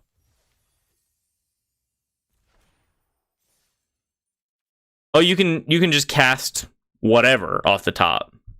Is that right? I might have to reread that. It says exile the top cards until you hit mana value total 4 or greater. It doesn't say until you hit. So it says once you've hit total mana value of 4 or greater, stop. And then if that's a 7-drop, you just cast that. That's kind of interesting. Can you cast other capstones? How does that work? Final match. On the play. You can capstone into a capstone. Does that actually, like, do the paradigm thing again with the next one?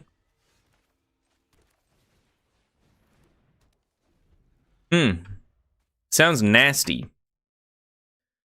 Opponent on a Steam Vents. Okay. Please be Is It Prowess, or please be Is It whatever good cards people are playing in Standard right now. Give me a real matchup. Fear of missing out. Is this Jeskai Oculus? Why?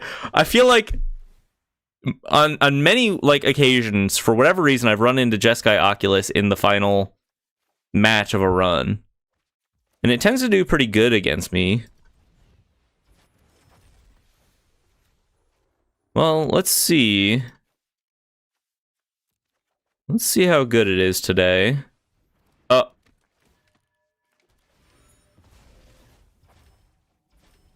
I meant to daydream the shepherd. I meant to daydream the shepherd, y'all. It's fine. It's fine. How did I swear, sometimes my brain just does not work. You can't have more than one paradigm effect as of yet. I've cast like 3x capstone and it's only 1x paradigm. Munella 1. Munella 1. It's on, dude. It's fucking on, dude. Swear to God.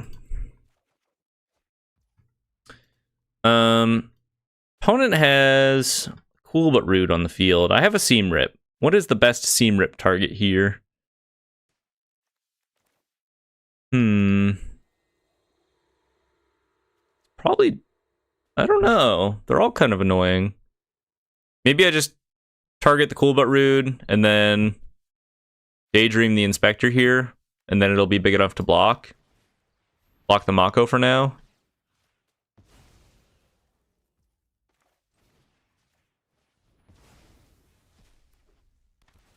Crack a Clue. Big chillin'. Okay. Yeah, I think this deck is just too slow. It's just too slow. Eventually, we may arrive in the position where our synergies line up, but the rest of everything going on just is not as powerful as, like, what if I just reanimate Oculus on turn 2 or turn 3, right? Like cards that actually win games rather than just like sit here and eventually pay off.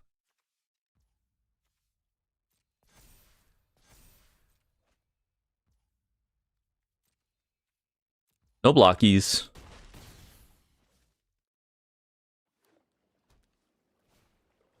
Cool But Rude, Part 2.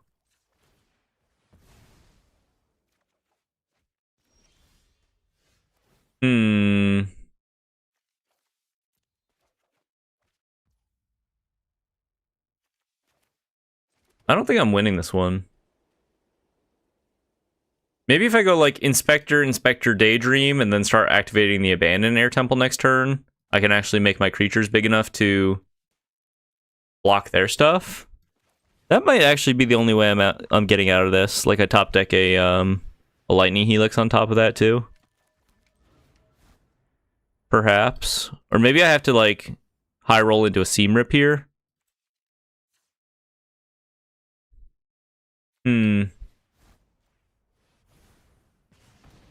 Ping my opponent for 1. That's the Quint's Insight value. That's the kind of value only Quint's Insight can guarantee. This is a 22 land deck. Happy Tio.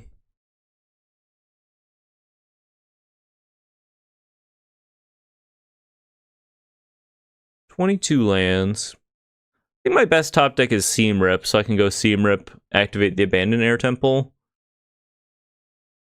I mean, I have enough like bodies to throw in front of something here. The problem is the Cool But Rude actually just gives them a nice burnout angle, so they can kind of play super aggro here, and probably just kill me like guaranteed next turn at the very least.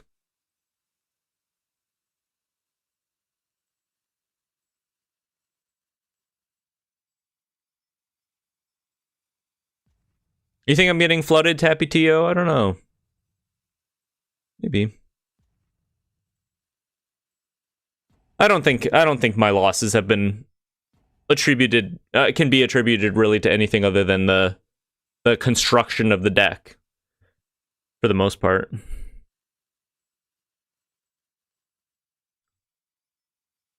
I don't think it's looked particularly impressive.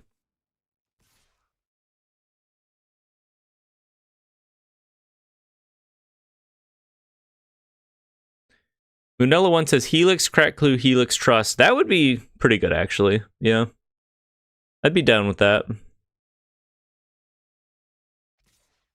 See how big their creatures are getting here.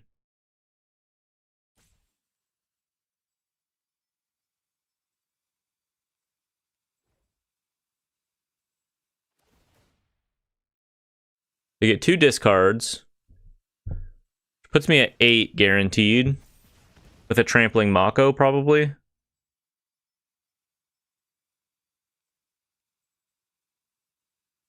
They exile in a road, so my blocks are going to be bad, kind of no matter what.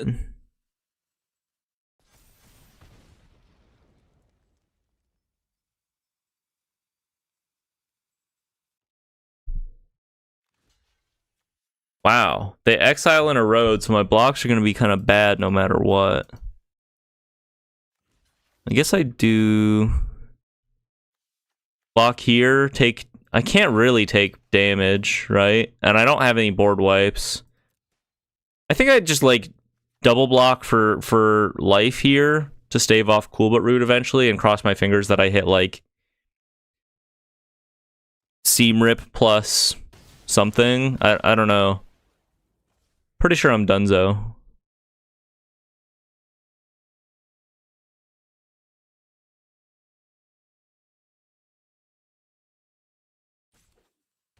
I'm not giving up on this idea quite yet, but it needs a major overhaul. Another Novice Inspector, part 4, Lightning Helix. Lightning Helix, and then we top deck into a Seam Rip here, off the clue. Beza. Yeah. Alright. Game 2. Bring in a Ghost Vacuum, bring in the Lanterns, bring in the Avatar's Wraths. Do we want Curious Farm Animals? It manages FOMO and it manages Cool But Rude, and we can find it off of the Shepherds. That's pretty real. A Johnny's almost kind of good, too. On certain boards, I think a Johnny would look pretty good. Happy Tio says, would it be crazy to have Day of Judgment in the sideboard? No, I don't think so. I think, I mean, I have the Avatar's Wraths here right now. But maybe having just the more definitive board wipe makes sense. I feel like Avatar's Wrath is... There are two reasons to be on this on Day of Judgment. One, if you have like creatures of your own that you want to exile, I think we kind of do. Like imagine like just a board of Novice Inspectors that we get to eventually pay off. But the other reason is just like Sapling Nursery. And like actually being able to clear the board of sapling tokens is kind of a reason to be on Avatar's Wrath, I think. Against what we are against. Let's just cut some of the value stuff a little bit. I feel like Arc of Hunger could play nicely here. But let's just go to 1.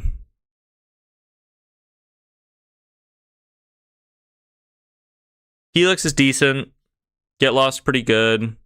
Go down to Quince. Go down to Scrollsmith. Seam Rip pretty good. Go down to Shepherd. Go down a Daydream? Question mark. Go down to Scrollsmith. Bye, Turd Gobbler. Appreciate you stopping by. Have a good day at work. Try the Loot Buddy. You'll triple. What does triple mean? I'll triple what? I'm just cutting random cards at this point. All right, run it like that for all the marbles. Oh, Sultai Deserts, bring me back. Bring me back. On the play. Okay, it's good enough. It'd be nice to have Graveyard Hate, but I think this is okay. Turn 2 Quince Insight. It's looked good every game. Marauding Mako. Okay. Marauding Mako. Hit you with the Quinsight.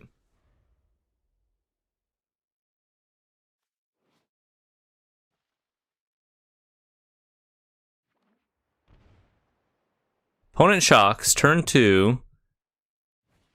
There's the FOMO. Avatar's Wrath looking okay right now. We just have to get there. I think I'm just going to discard this Daydream.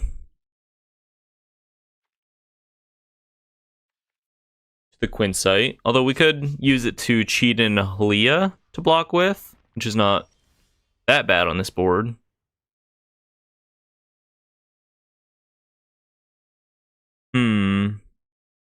Discard the Daydream for value. Inspiring Vantage. Maybe I go a Johnny, make a guy. Block for a turn, and then I get to Avatar's Wrath next turn if they don't have a way to, like, deal with a Johnny, and then I get to untap. Like, I have an empty board with an Ajani. Or my opponent has an empty board and I have an Ajani. That looks okay. This could be okay. The nice thing, too, about the Scrollsmith, once again, is just being able to, like, if they do deal with my Ajani, I can use this to replay it in the future. Which is kind of nice.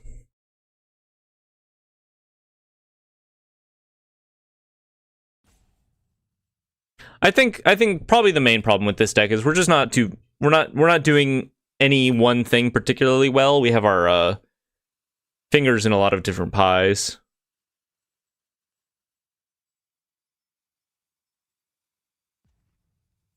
eggs in too many baskets. Steam Core Scholar. Okay. Looks like we get to realize the Avatar's Wrath dream here a little bit. Still, just Day of Judgment would have been a lot better. But I'll take what we can get. We'll take what we can get. This card's in a null. Swinging at a Johnny. Chumperino. Ghost Vacuum's a pretty good draw. Let's discard the Halia here, I guess, then. Or maybe we just discard the Scrollsmith. Yeah. Lightning Helix.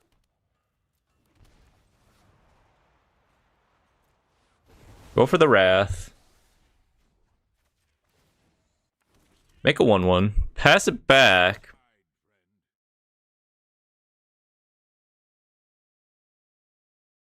Alright, now can we fight through all of the extra cards that they have just gained?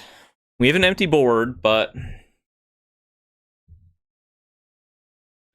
you do any Strixhaven drafts yet? Asks Depot. No.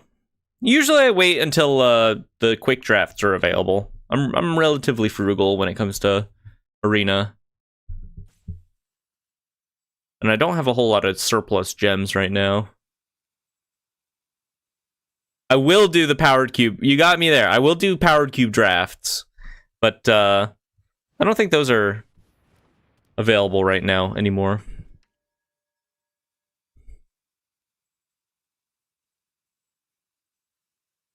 Opponent taps out for a Steam Core Scholar. Presumably they're going to hit their 4th land drop here.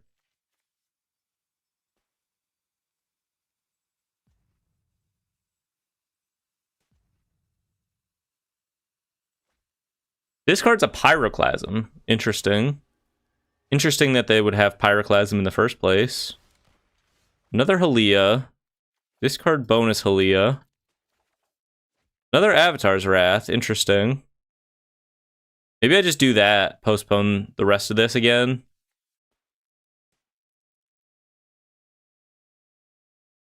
Huh. Alternatively, I could just Helix this Scholar and go chump mode on the Mako.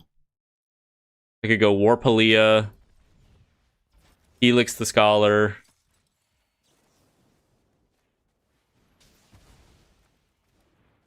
Play the Ghost Vacuum. Gain a life. Make a guy. Gain a life. I think I'm just going to pass here in case they have like a torch to clear a blocker. Pass it back. Happy to have the Ghost Vacuum on the field. Could contribute to pretty nice board for us. A Johnny ticking up. And we draw an Abandoned Air Temple to help support the Kithkin. Pays 2 mana for a Marauding Mako. Presumably they're going to follow this up with a FOMO. Or something of that ilk. Steam Core Scholar.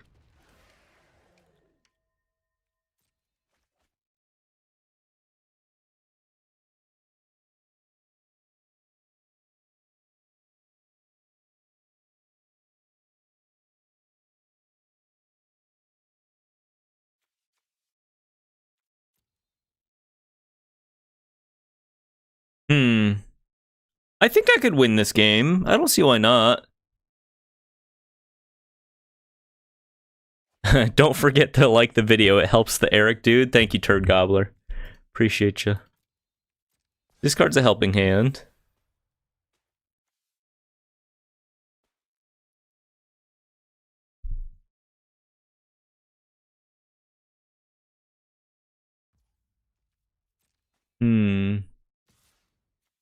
Attacks me for 3.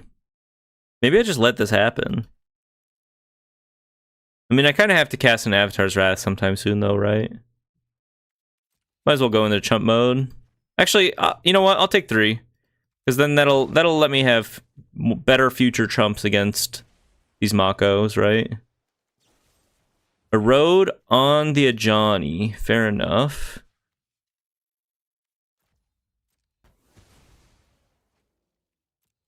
Don't really mind that too much. And maybe I mind it a little bit. Go for the Ghost Vacuum. Just start eating up their creatures, I guess.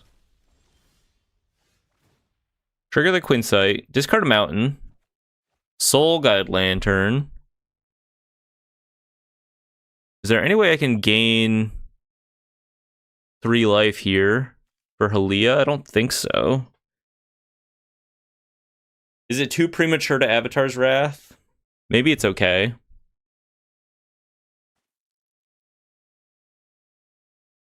Maybe I just start activating the Air Temple. That seems a little laissez-faire against the Makos.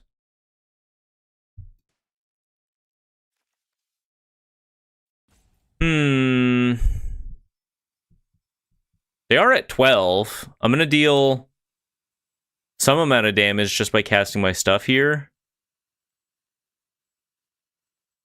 Maybe I do just go for the Avatar's Wrath.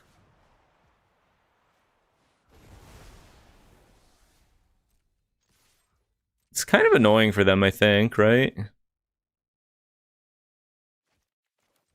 going to hold on to this Abandoned Air Temple. I haven't quite decided what I want to do with that yet. Probably should have exiled the land, actually. I don't know why I chose that. And then I decided I actually probably just want to cycle this Soul Guide Lantern anyway. So I'm going to play the Temple. Kind of wishy-washy here. I think this is okay, though. They're going to be able to slowly redeploy, but slowly is good for us because I am kind of chipping away at their life total with the Quinsight at this point.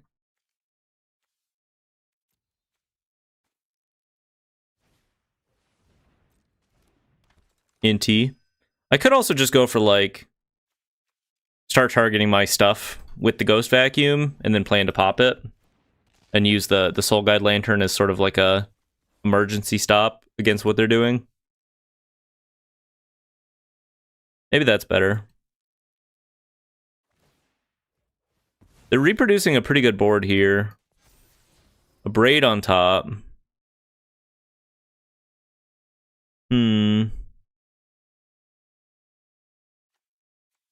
Maybe I go for the Soul Guide Lantern pop next turn if they're going to have the Abrade on top. Let's target my practiced Scrollsmith with the Ghost Vacuum here.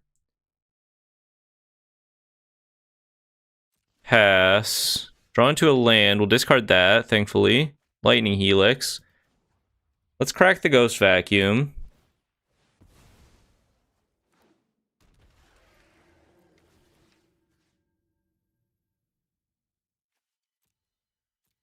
Let's just target the Daydream here, actually, right?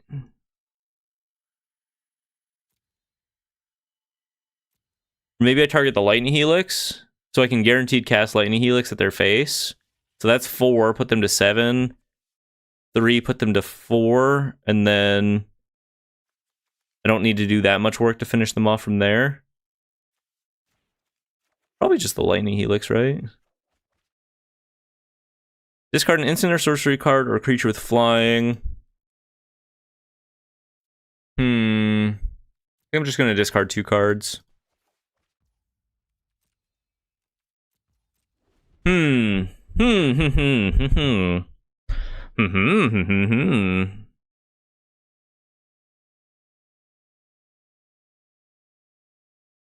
Winnable. Especially with my flyers here with the Abandoned Air Temple. Kind of interesting. They do get to start redeploying their airbent guys.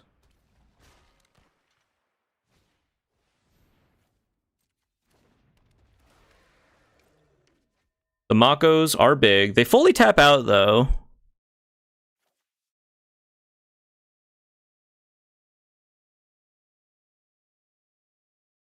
So maybe this turn is just Halia plus Helix.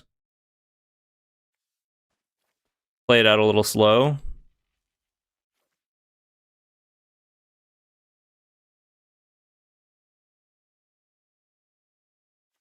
What do I Helix, though? And at what point do I crack this Soul Guide Lantern? I do have to be considerate of the possibility of them just hard casting an Abhorrent Oculus. Discards a Spell Pierce. Triggers their shit.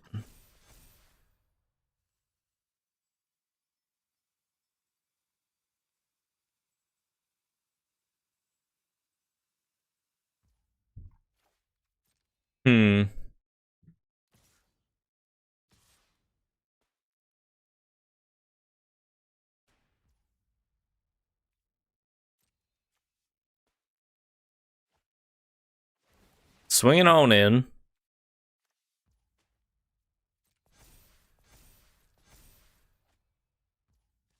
Pretty big swing here. 3/4 trample, 2/2 flyer. I mean, I think I just take this. Opens up the possibility of me hitting them for 1 in the air.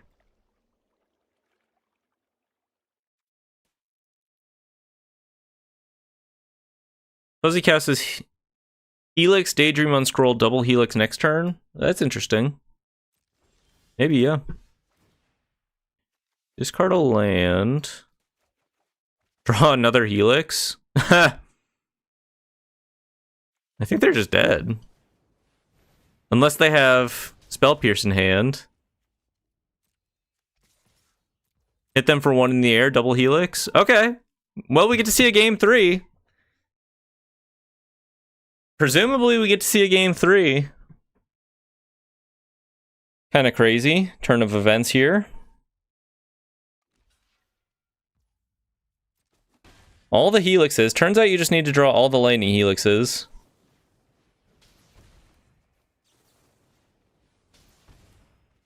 Okay, well. Queen's Insight. Getting 2 damage in, I think, that game. Let's frickin' go. Well, folks, for all the marbles here, could pull out a 3-2 record. Wouldn't be the worst record of all time.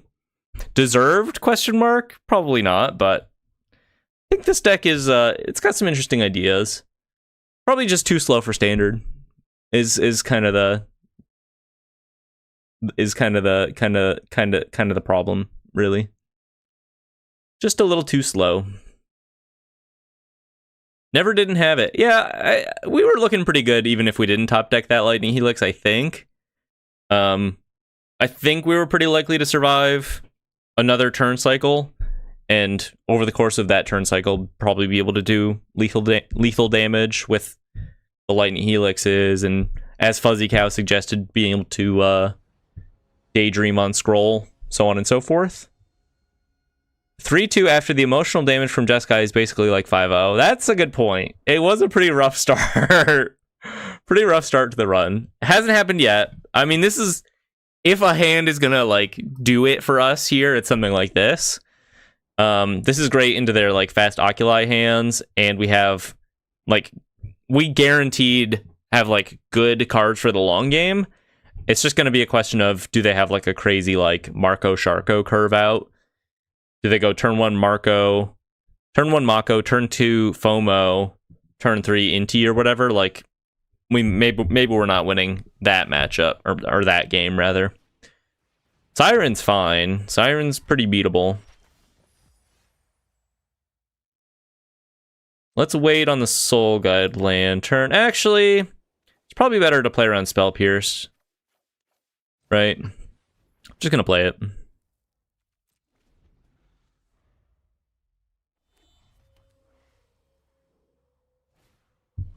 There's the Mako. A little scary. Cross our fingers for an eventual Avatar's Wrath. I think I'm just gonna warp the Shepherd here. Okay, well, I actually didn't mean to play the Sacred Foundry, so I'm just gonna pass. I don't want to commit to shocking myself there. And I don't think warping the Shepherd matters that much. I was just going to grab a Novice Inspector anyway. Opponent doesn't really seem to have a whole lot going on. Hits me for 2.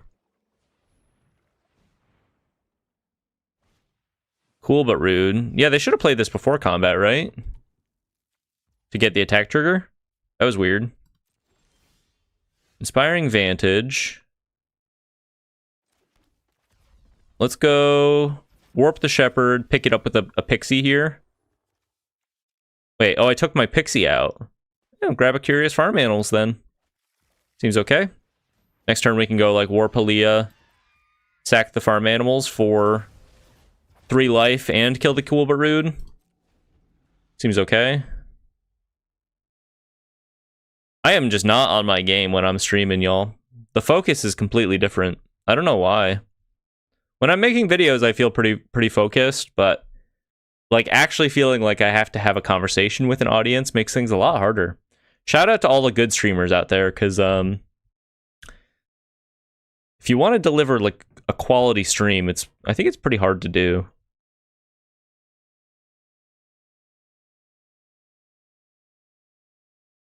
Yeah, there's not really a whole lot for 1 white mana in this scenario that they should care about pre-combat, really. What up, Otter Jones? Appreciate you stopping by. How you been? Long time no see. Fires up the Coolbut Rude. Well, that's fine. They've invested in the Coolbut Rude, and I'm just going to be able to blow it up next turn unless they have, like, red source plus torch, or what have you. Or perhaps a seam rip. No blocks. Go to 12. Oh, they do have a seam rip. Yeah, that's true, Munello. They were just being thoughtful. They do have a seam rip. It's a little annoying. Wow. They do have a seam rip, huh?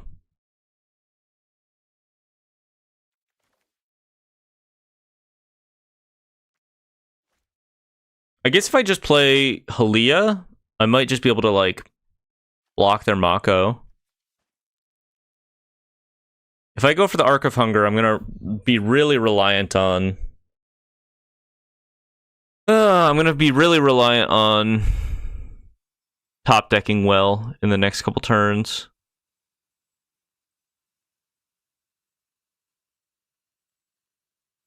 I could play the Halia and give up the Soul Guide Lantern for a redraw. I could just give up the Soul Guide Lantern for a redraw first. Probably not. Let's go for the Arc of Hunger. We'll see if this does anything. It's a little optimistic, maybe. Otter Jones says, it's also hard to feel under the microscope live streaming. At least recording you can edit, so you feel a little more at ease. That's true. That's true. Yeah, you're right, Munello one. There are some actual really good top decks that get us right back into this game from this position, but playing the Arc of Hunger here means we kind of have to top deck. Whereas if I went for the Halia, at the very least they have to, like, kind of invest into being able to swing through it. Not that much, I suppose.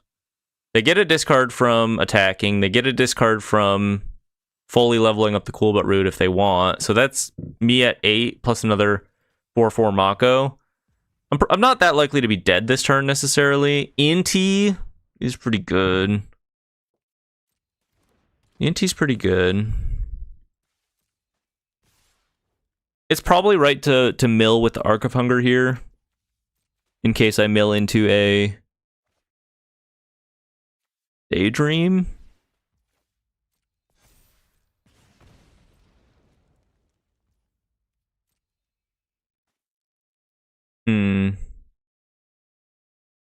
I kind of have to hit Avatar's Wrath, huh?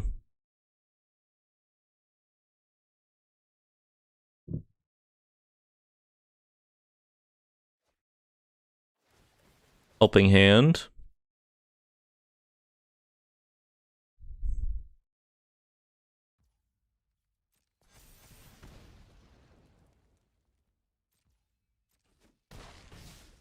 Go to 2. Man, the seam rip on the Curious Farm Animals really... I guess in retrospect I should have held on to the farm animals, but hindsight's 2020, right? Just be able to play and sack it in one turn. Cracks a map. Coolbut Rude on top. Gotta assume they're getting rid of that. The problem is I have to deal with their board and I have to deal with Coolbut Rude from this position. There's an Avatar's Wrath that I can't use. RIP in peace. That's okay. It wouldn't have won me the game. I guess it actually would have been pretty good. Oh, it would have been good, wouldn't have? Because I would have gained 1 life from casting it off of the Arc of Hunger. Well, that's fine. That's just how it goes sometimes. So we go...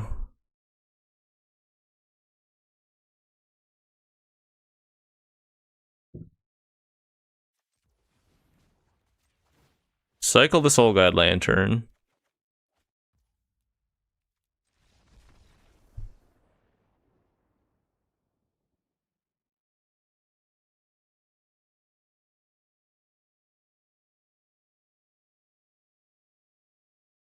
Can't win them all. Can't win them all. Well, what went wrong?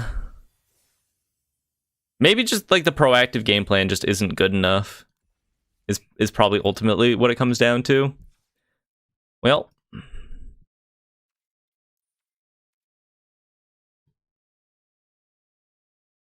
that's Magic, baby. Quinn's never looked good. It never looked good. Practice Scrollsmith looked good occasionally, but just maybe a little too reliant. Beza, probably the all-star of the deck. Beza plus Daydream. I think if I were to like to take a serious whack at this list, it's 2 different directions, really. There's a Daydream deck in here, I think, where you just do like this kind of shenanigans and just like outvalue your opponent, and you say forget the Scrollsmith stuff, forget the like Quinn's Insight stuff, and you just have like value ETBs to pay off. I think that all actually looks kind of okay, truth be told. But is it possible? I really want to know if there's a good Arc of Hunger list.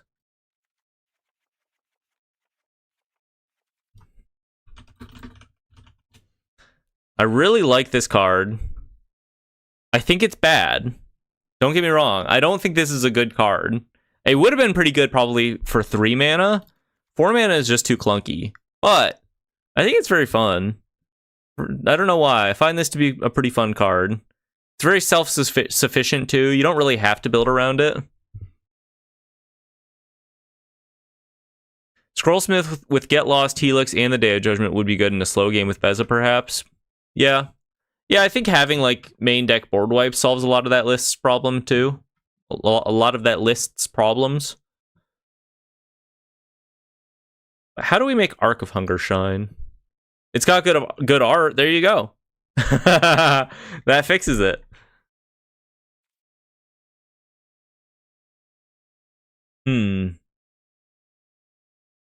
There's really no way to cheat it out in Standard, right? Or like cost reduction on artifacts. Mill a card, you may play that card this turn. Hit your land drops. What if there's like a deserts deck? What if there's like a deserts angle? What if we just play it in deserts? Does that make sense? Question mark. The thing that the actual real angle I find interesting as a possibility is what if you just like play burn and then you just use Arc of Hunger as your top end like grind piece that also happens to like deal damage to your opponent, kind of like I guess the closest comparison is like, you know how sometimes mono red lists, not particularly good mono red lists, but sometimes mono red lists will play like Count on Luck, right? But for 1 extra mana, you're threatening to like also just have a card advantage engine that deals damage to your opponent.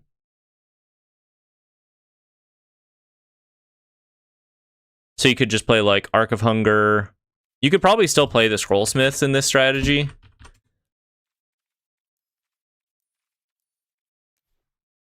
But maybe we just skip out on the Maybe we just skip out on the Quint's Insight in this case, because Quint's actually doesn't actually generate card advantage, whereas Arc does just generate card advantage, right?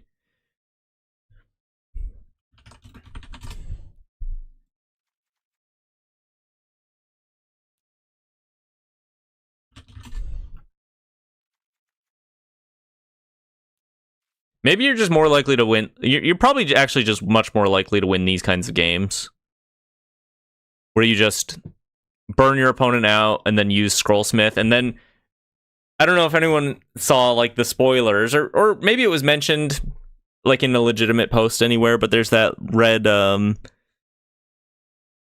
Snapcaster Mage that was spoiled, possibly, or leaked. I don't really know the circumstances regarding its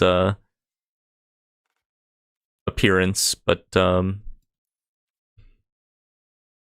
could be the future, could be the tech. Is there any other good burn that I'm missing? I kind of want to try this out. Channel Dragonfire goes face, but it's a sorcery. Shock. Munella one says, technically being super low to the ground and having a surefire way to get one life helps with that new Blackboard wipe. There is kind of like a Mardu grind angle, isn't there? That's interesting. That is interesting. But we don't really need to worry about wiping the board if we just like kill our opponent, though. You know what I mean?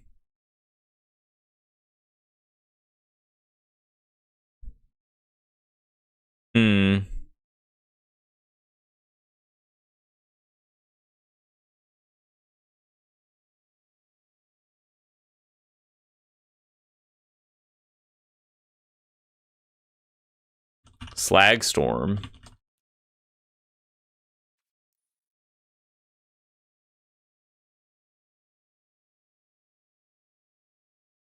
Scout for Survivors, my beloved. I don't know why I've always wanted to make Scout for Survivors work.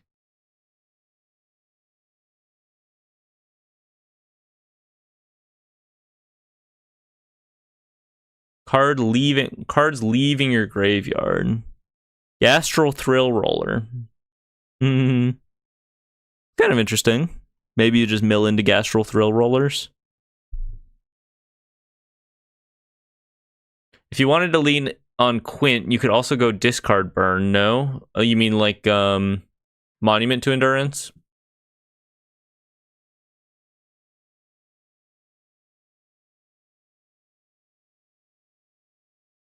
Yeah, that's true. Maybe better payoffs for the discard piece. A deck that is fast at burning down the opponent probably wouldn't care for a 4-mana draw 1, draw 1. Drain 1, draw 1, I feel like. Yeah, I don't know, but by the same token, like, I feel like Arc of Hunger gets a lot better if we're on a much lower curve, right? Like, milling into the Angels never felt very good. Starfield Shepherd never felt very good. And at the same time, like, sometimes burn is forced to play somewhat of a board controlling back foot, and having a card in your deck that like eventually wins the game, like Legend of Roku, right? I mean, maybe it's just a sideboard card, but I think it's kind of interesting.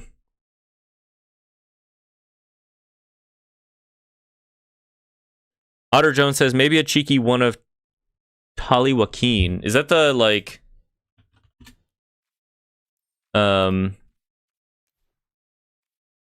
sounds familiar. Yes, this card. I knew this was what you were talking about. Whenever a source you control deals non-combat damage to a creature to that creature's toughness, source you control would deal non-combat damage to a permanent or player that... Okay. Interesting. It is cheeky. Maybe. I've never cast this card, clearly. I don't know that I feel like crafting it. Whenever a source you control deals non-combat damage to a creature equal to that creature's toughness, draw a card. So anytime I Burst Lightning a Slick Shot show off, I draw a card. The 2-mana 2/3. It's kind of interesting.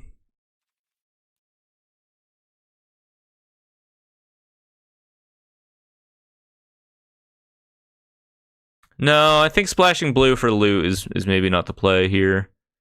Taputio. I feel like keeping this sort of sleek. Is kind of the play here. Does the drain count as targeting for committing a crime? Unfortunately, no. Damage to each opponent.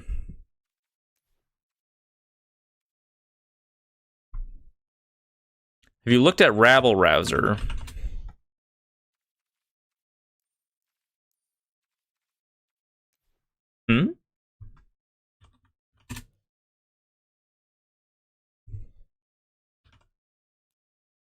Rubble Rouser.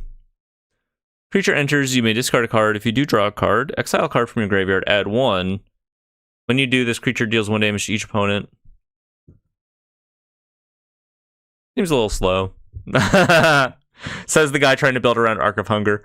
But, I don't know. Seems okay. It does synergize nicely with the Arc, being able to, like, exile something every turn. Maybe there's something from the new set specifically that I just haven't seen. 3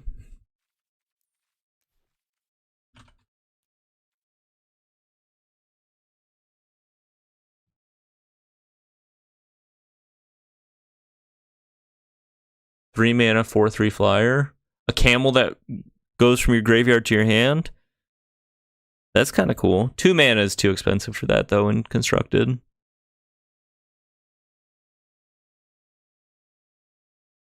Primary research. When this enchantment enters, return target non-land permanent card with mana value 3 or less from your graveyard to the battlefield at the beginning of your end step. If a card left your graveyard, draw a card.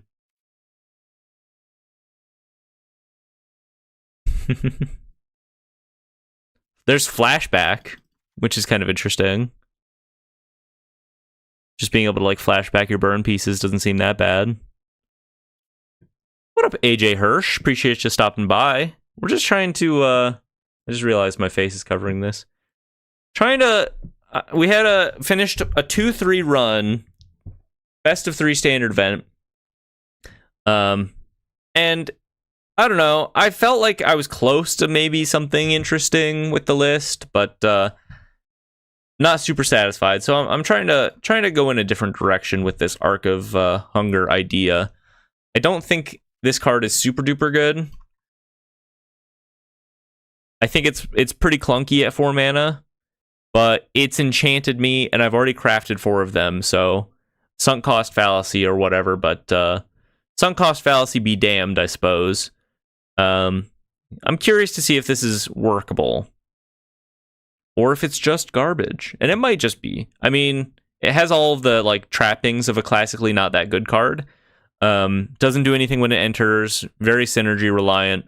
At the same time, it's Phyrexian Arena for 1 extra mana, right? If Phyrexian Arena also drained your opponent instead of dealing 1 to you. So I think that's okay. AJ Hirsch says, just wanted to say how much I appreciate your builds. They've been my go-tos for vibing on Arena. Oh, appreciate you saying that. Thanks for stopping by to say that. What specifically have you been playing, out of curiosity?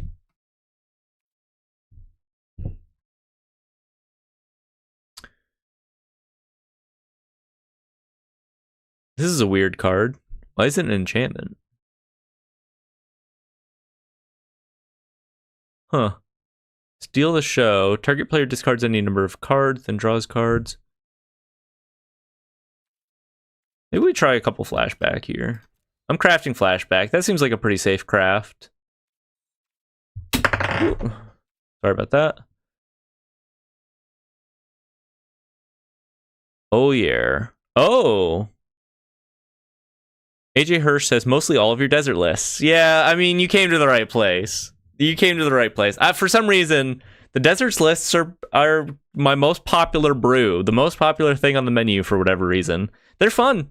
I really love them. Maybe that's what comes through, and my love for them is infectious, perhaps. But yeah, I'm glad you're enjoying the deserts. Welcome to the Oasis. They do seem it's a list that just seems to work. The core strategies are pretty sound. The core synergies. They're pretty sound for some reason. Oh, there's also this hardened academic card, huh? 2/1 flying haste. Discard a card. This creature gains lifelink until end of turn. I mean, that's like a pretty good burn card, no? Maybe that's the direction you're just supposed to go. You just play 4 of these bad boys.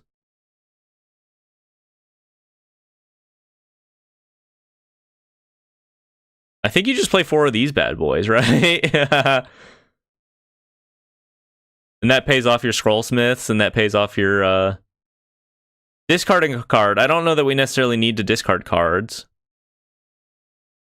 Maybe we're not like actually making cards leave our graveyard often enough for this to make sense in this list specifically. But it maybe makes sense with like 4 flashbacks here.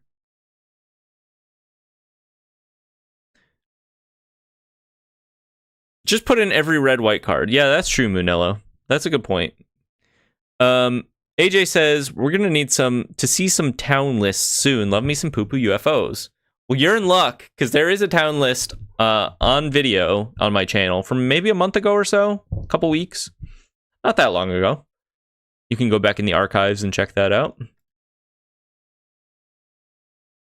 Lorehold Charm returns stuff from your graveyard.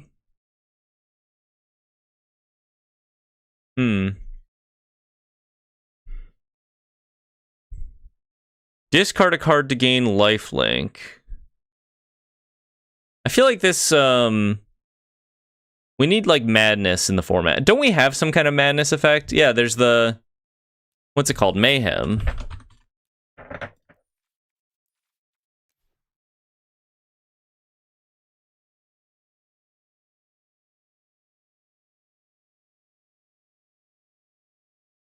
Put the ooze in. Okay, that's actually, now we're getting somewhere. Now we're actually getting somewhere.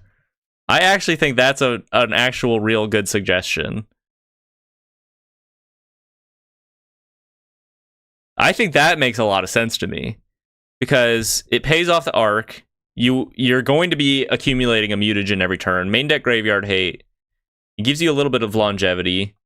Do we have enough creatures to justify currently? We do if we're on the hardened academic, but maybe not quite yet. Maybe we just play, is it crazy if we just play like Magebane Lizards? Just in like the is it meta right now? Is that crazy?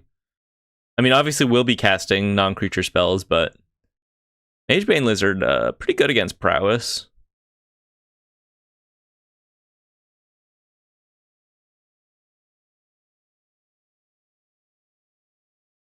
There's maybe something here.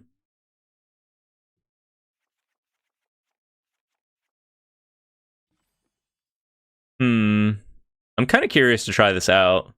You guys think we should try this out? Is Magebane 2 just like situational? I could just put them in the sideboard.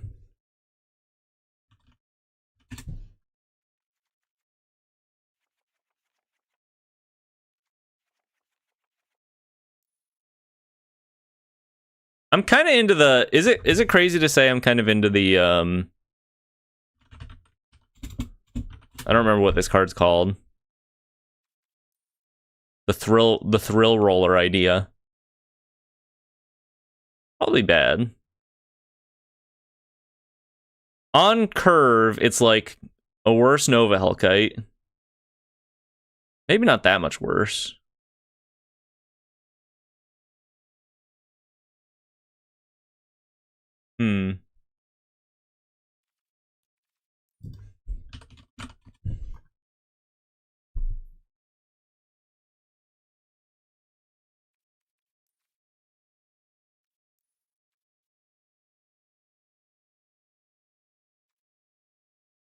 FOMOs. Roller Crusher over Thrill Roller. Does Roller Crusher hit enemies? It just hits creatures. But if you have Delirium, it boosts your damage. I don't think we're that likely to have 4 power that often, Tappy TO, but I appreciate the thought. Thrill Roller seems really bad. I appreciate your honesty, at least. It's okay. It's not the best card, but it's not great.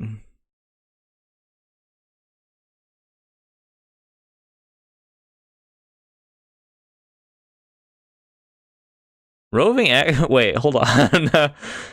What is this? When this creature enters, if a non-land permanent left the battlefield this turn or a spell was warped this turn, exile up to one target instant or sorcery card with mana value 2 or less from your graveyard, copy it, cast it without paying its mana cost. Probably too expensive. The Ooze does give 1/1 counters, but we're not necessarily that likely to have a big guy, regardless of that fact.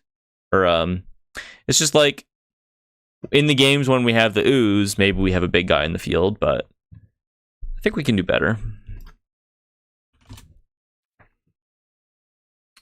You know, the Ooze would play nicely with Emberheart Challengers, though.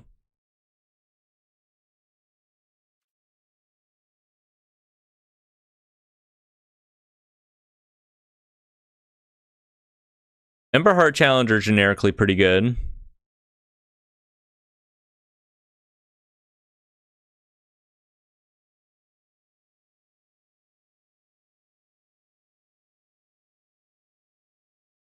Generically just kind of a good card. Same is true with Slick Shot Show Off, you know. Oyer would make all the pings hit for 4, might be worth 1 or 2. That's true. Maybe the first Oyer is right.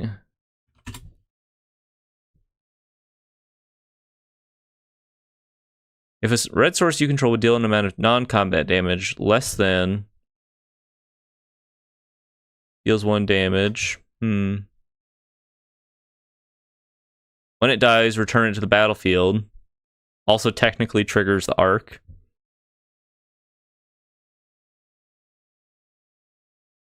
Okay. Put 1 in. Munello 1, you said this card looks crazy? Question mark, question mark, question mark. That was in reference to this weird flashback guy, right? Roving Actuator.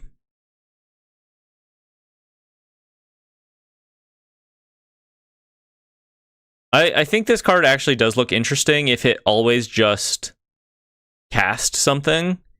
The fact that it requires Void, I think, is maybe not super ideal. If it entered and always just like recast a Lightning Helix, I'd kind of be down for it. But being gated by Void, I'm not in love with that.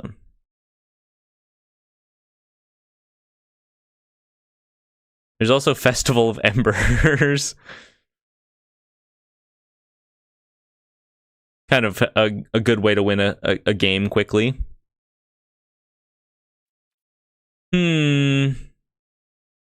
It's interesting. E2 Lava Runner is a card. How many lands do we need anyway?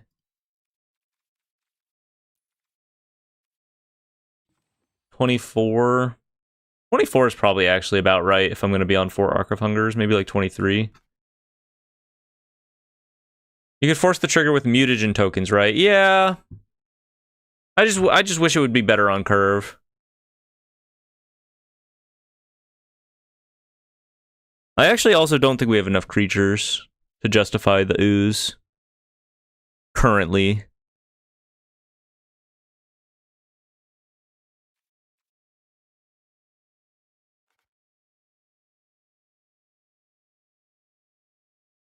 We only have 9 creatures.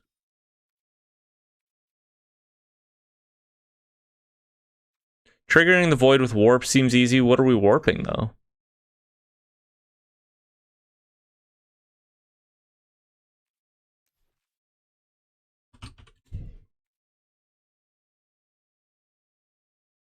Possibility Technicians? I do like Possibility Technician. Nova Hellkite, but that's like a 7-mana play. It seems fine with Halia. I mean, this seems okay together.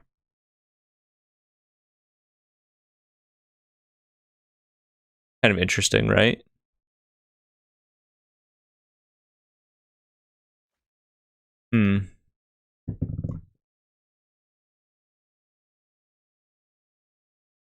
The Ooze. Maybe we can just get away with playing Soulstone Sanctuaries and count those as creatures. We need...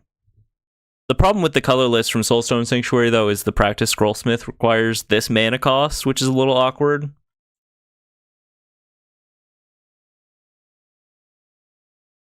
So that feels like a little bit of a non-bow.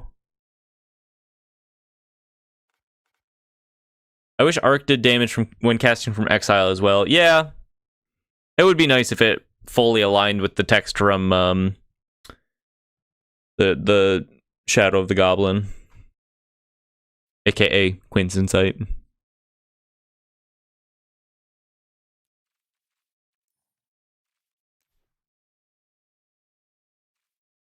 Let's go with let's try the mouse. Let's try the Emberheart Challengers, bump up our creature count. Pay off the ooze really nicely that way.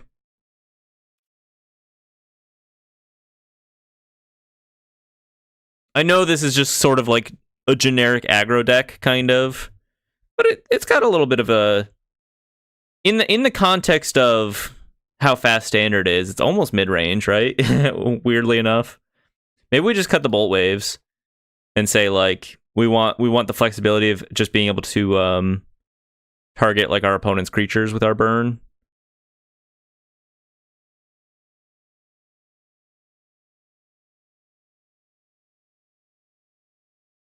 I mean, this is kind of interesting. Do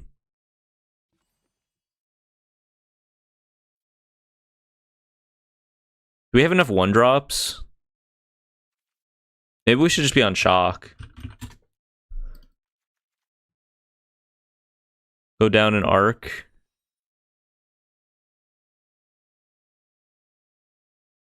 I actually think the Scrollsmith looks pretty good in this list.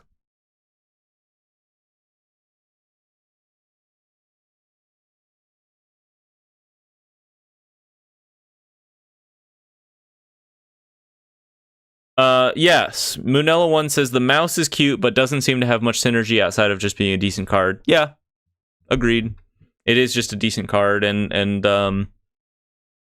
maybe it would be better to have... Maybe it would just be better to have the Slickshot show-offs, right? Do I own them? Might not own them. I have 2. The mouse is interesting with the ooze, though. Emberheart Challenger is kind of interesting with the ooze.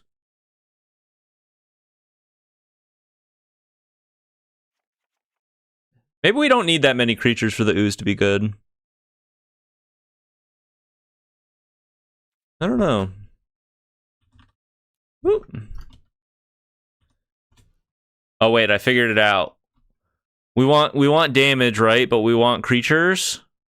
What if we just play Scalding Viper? Scalding Viper or Viashino Pyromancer. It's the Viashino Pyromancer meta.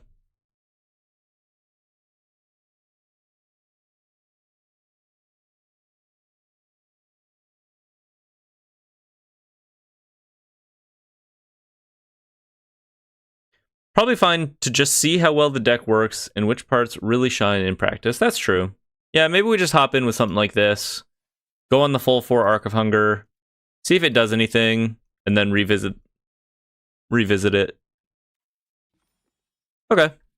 I like the sound of that. Let's do a little tentative sideboarding here. We'll just do the most generically good kind of...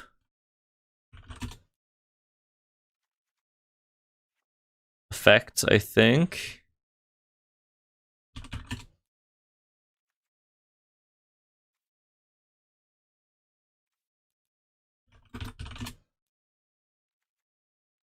Yeah, something like that for now.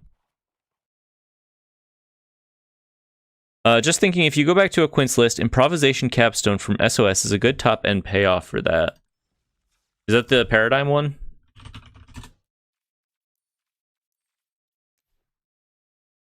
I don't think this list needs 4 Day of Judgments. I am the first to jump on the Day of Judgment bandwagon, but I don't think this list will have that much of a problem there, right?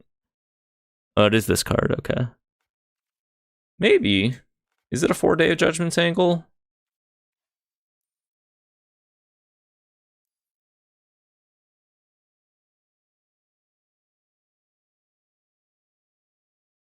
I guess maybe if we're on Arc of Hunger, maybe it's a Day of Judgment angle. I can't tell if you're joking, though.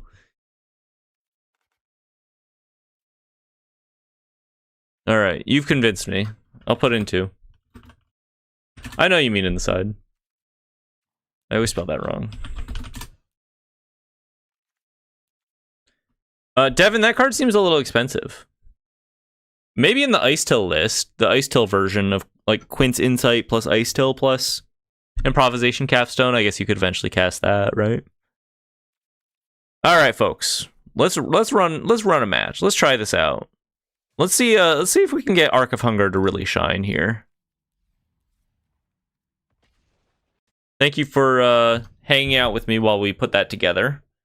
See if it does anything. I don't think the lands are perfect. I don't think the list probably isn't perfect, but if there's a deck where Arc of Hunger maybe looks good, maybe it's with a low Bernie curve.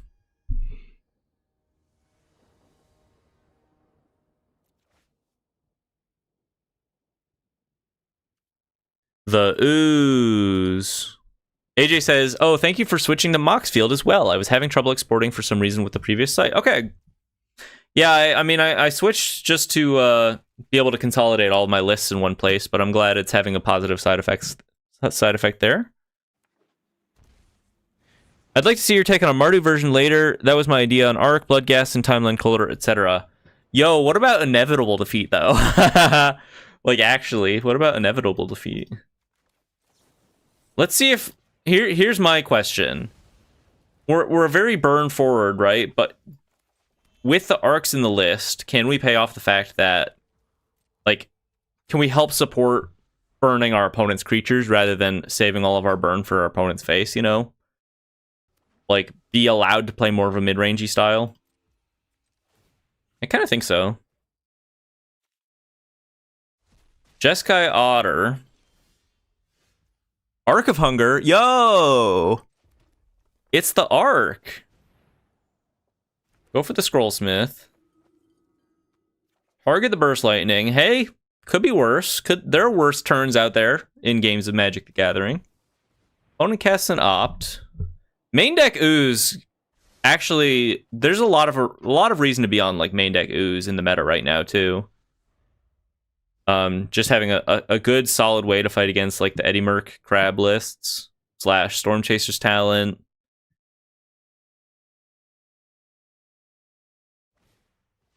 Storm Chaser's Talent.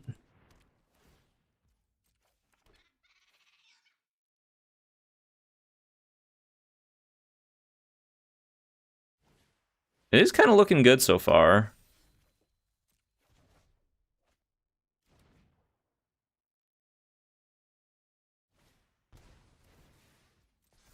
Okay. 3/2 first strike, though.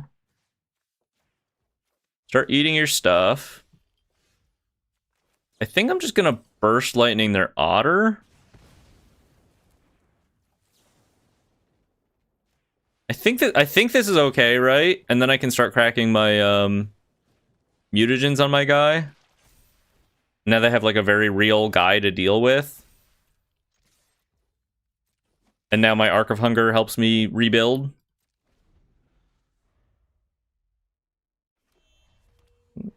I think this looks okay. I don't know. They level up the Storm Chaser's Talent. What? Okay. My opponent is a paid actor. Yeah, I don't know about that one. Go for the Arc. Actually, Actually, I just had lethal there, didn't I? Okay, well, that's really good to know that I just had lethal. That's crazy. Double strike on the practice swordsmith plus shock. That's crazy. Anyway, we have an Arc online. Hits you for 5. Turns out killing your opponent is fun. And maybe I should play more decks that just kill your opponent.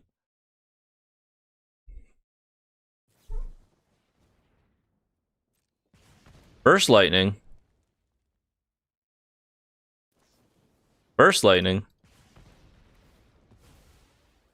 Make more mutagen tokens. The Ooze is a really good card. I guess I start targeting stuff out of my graveyard, right? This is just a free 1 damage every turn.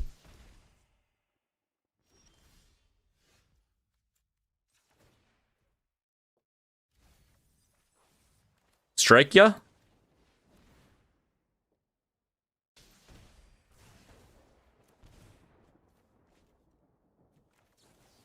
Helix ya? I don't know. Okay, well, pretty good first game.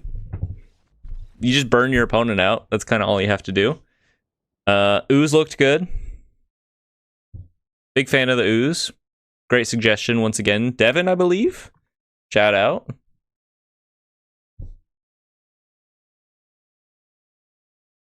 Magebane Lizard.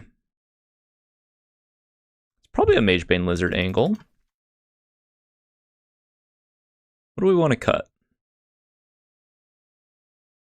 Maybe we cut the Oyer here. Little pricey.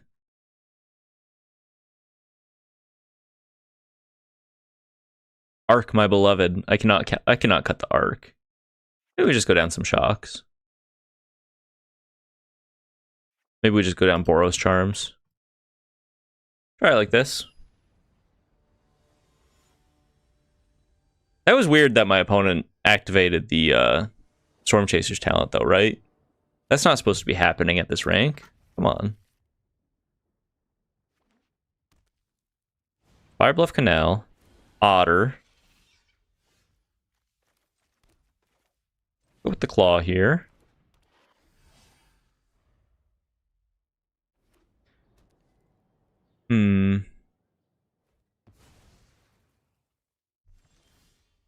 Slick Shot Show Off. In the Warp Zone. Swing with the Claw.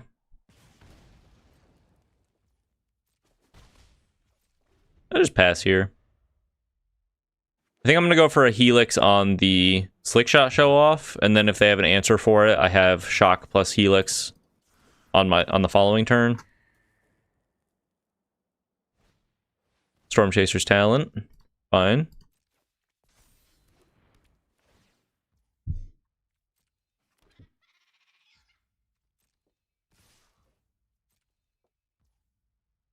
I'll go for the Helix. If you got it, you got it.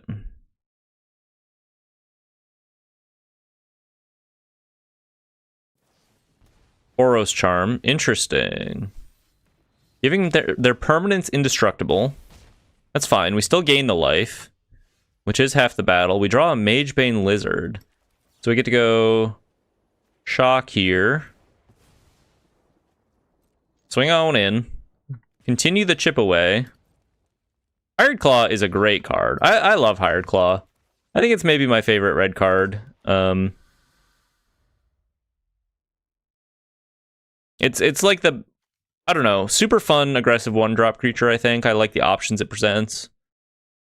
I like that it's great in aggro decks, but also it's a pretty good mid-range card, too. If you're gonna pick one red 1-drop creature for your list, like Hired Claw, it's pretty hard to go wrong with Hired Claw. Ancestral Anger. Target creature gains trample and gets Exo until end of turn, where X is 1 plus the number of cards named Ancestral Anger in your graveyard. They just hit me for a lot, didn't they?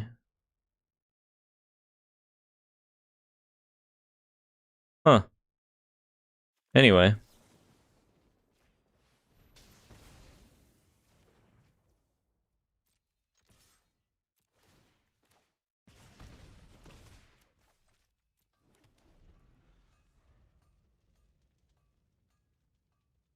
I don't think that I'm that likely to die from this position. Opt. Okay, well, if they chain together Opt into Wild Ride or something, they leave something on top.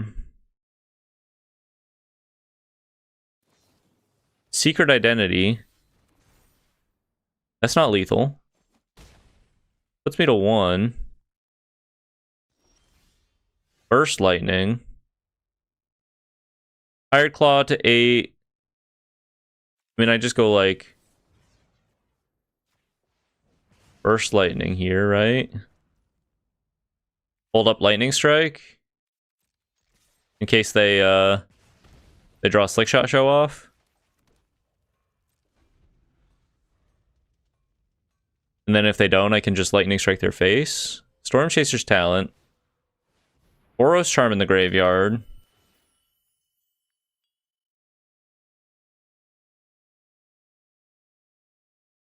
So Lightning Strike puts them to 5. Hired Claw puts them to 2. Mage Bane Lizard on the field.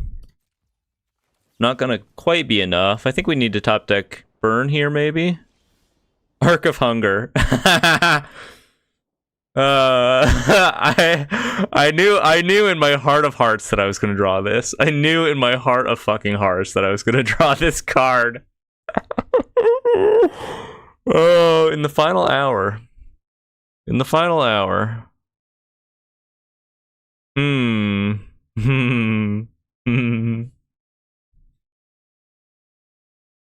knew in my heart of hearts.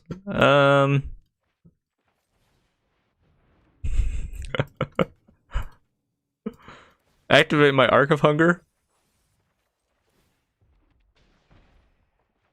You can see the vision, though. You can see the vision, though. All right, pretty close. Not too far away from winning that one.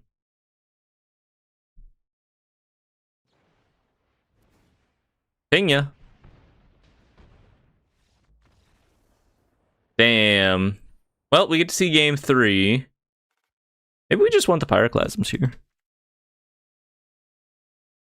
Do we want Pyroclasm on the draw? Or on the play? Probably not on the play. We can win this one. Tapitio says, I had to step away during deck construction. How was the revamped build working out? It looked pretty good game 1.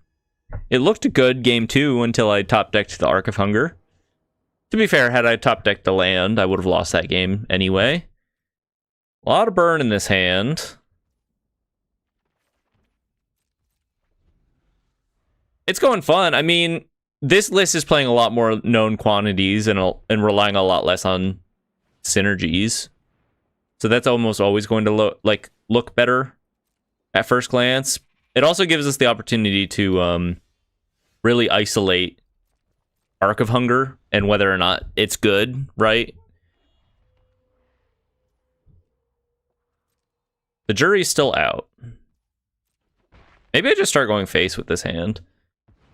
9, 13 damage in hand.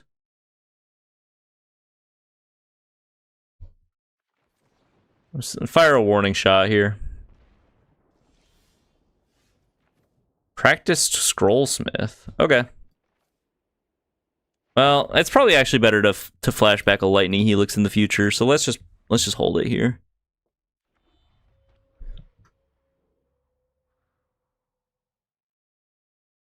That is also true, Munello. And very fair of you to say, and I appreciate that about you.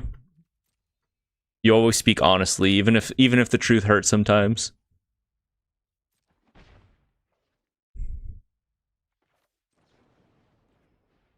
Try to Helix your face.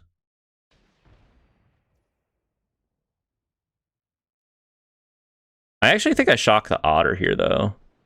Like, if I'm going to commit to casting this Scrollsmith here, I think this makes sense.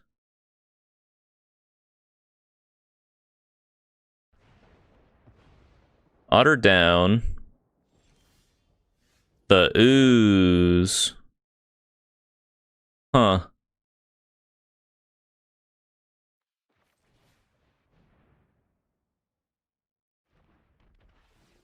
I'm not scared.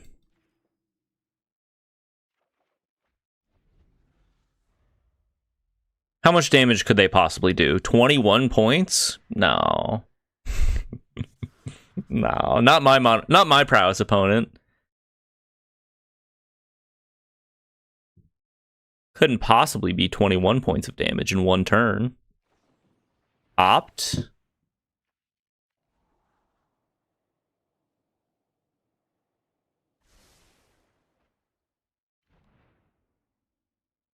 I think Scrollsmith does look pretty good in this list, actually. It's going to consistently have a target. And 3-2 first strike is not nothing, you know? Not nothing.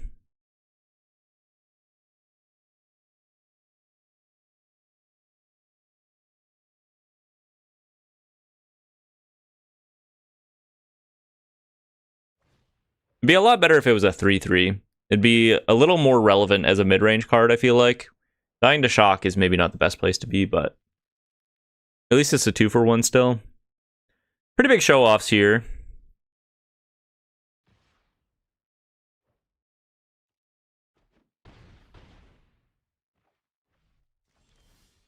Okay, so I'm going to go for a Burst Lightning on a show-off.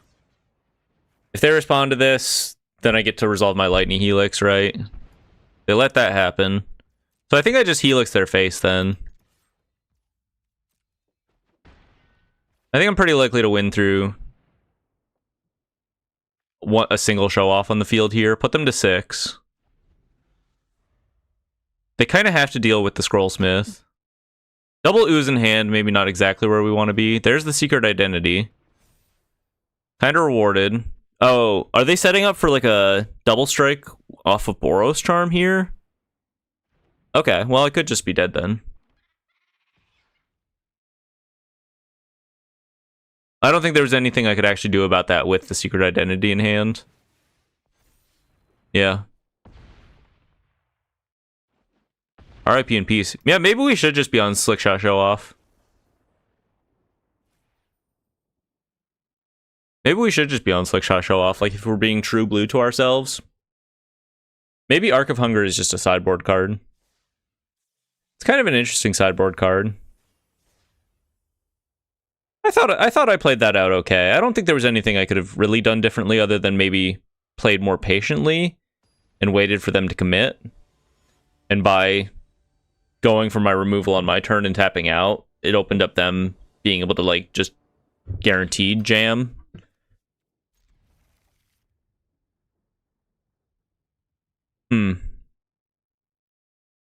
I mean, this hand looks good. Looks like a pretty good Arc of Hunger hand.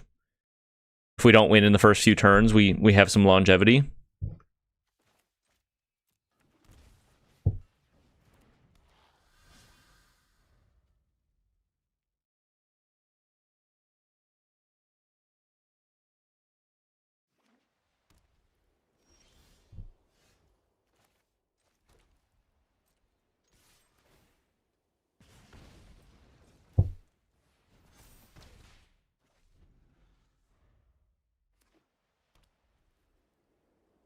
Double planes from my opponent. Practiced Scrollsmith. I probably should have gone for another Hired Claw there.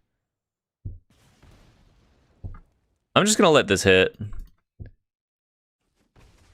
I don't want to compound one bad play with another. I should have played this pre-combat. I'm playing around Get Lost right now by committing the second one to the field now. There's the Get Lost. Maybe, you know, actually, maybe it all worked out for the better because they took 2 damage from the Hired Claw anyway by delaying their Get Lost there. Mystery Miyagi, what's up, Paul Atreides in chat? What up? Appreciate you stopping by. Playing a little Arc of Hunger burn currently. Trying to make this godforsaken card work. Skip on a second one here. Will it work? The jury's still out on that one. Tepitio says, gotta go pick up a Strixhaven precon from my LGS. Good luck in the games. Appreciate you stopping by. Thanks for hanging out. Catch you on the next one. Cosmic Grand Zenith. Nurturing Pixie. It's a fun card when it gets going. It's just a question of, can we survive long enough for it to get going? Yeah, it's just like, it's slow, you know? It's slow. It's not too dependent on synergies, which is nice. Like, baseline, the floor being draw a card every turn is pretty good. But it is a little worse than draw a card every turn, because you have to have mana to be able to cast that card, right? It's got pros and cons. Could go for a map here first. Shock on top.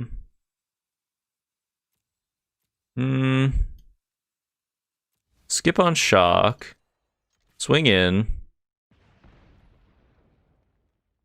I mean, maybe I just kill the soldier right now. I guess that's kind of the same as killing the pixie right now. They're probably just going to block with the pixie, right?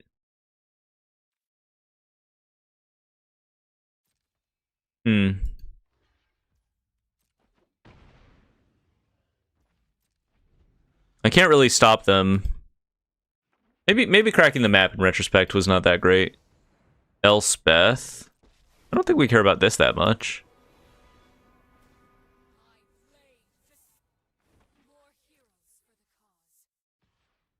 I guess chumps every turn are kind of annoying.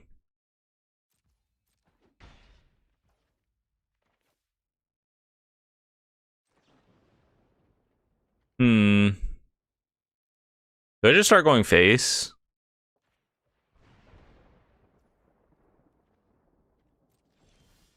First lightning.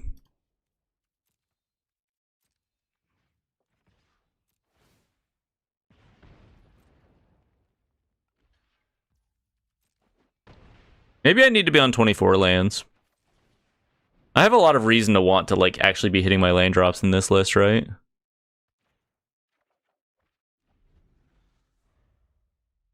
If they draw a Halia, I'm probably losing this game, but I might actually just win this game if they don't.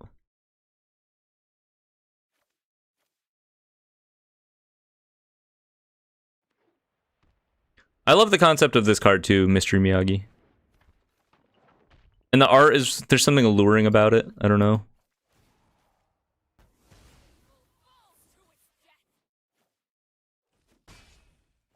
They're playing this one out kind of slow.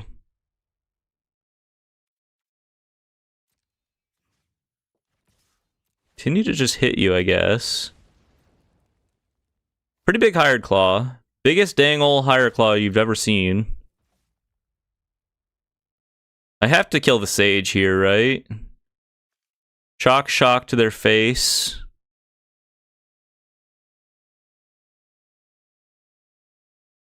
Yeah, I just have to kill the Sage here. It's threatening to undo all of my hard work.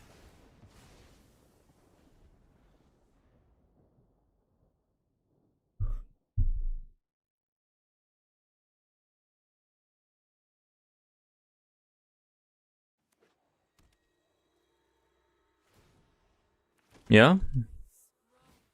This makes sense to me. Just try to kill me on the following turn here. Inspiring Vantage. Spirit Mascot and the Arc of Hunger seem fun together. Spirit Mascot, it's just a 2-mana 2/2, right? I feel like that it's too reliant. Like, making cards leave your graveyard is just too hard, I think. The Ooze is like a good card for it, but consistently triggering the Spirit Mascot seems kind of tough.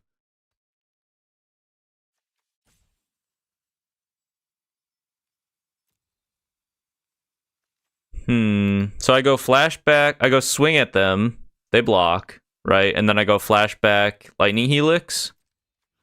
And then I survive another round, probably, and just kill them with the burn in hand.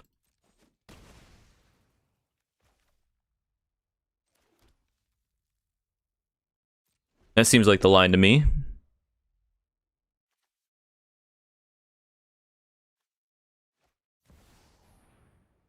Another Zenith into Sage of the Skies, but it's too little too late. It's too little too late. It does look pretty good. Simply too little too late. I don't think I'm dead on board here, right? Extra counters. I mean, this is lethal, which is kind of crazy. 12. Wait. Oh, wait. Am I just dead on board here? I just didn't do the math goodly? I didn't do the math goodly or quickly enough? Wow. That got out of hand pretty quickly. That's just 17.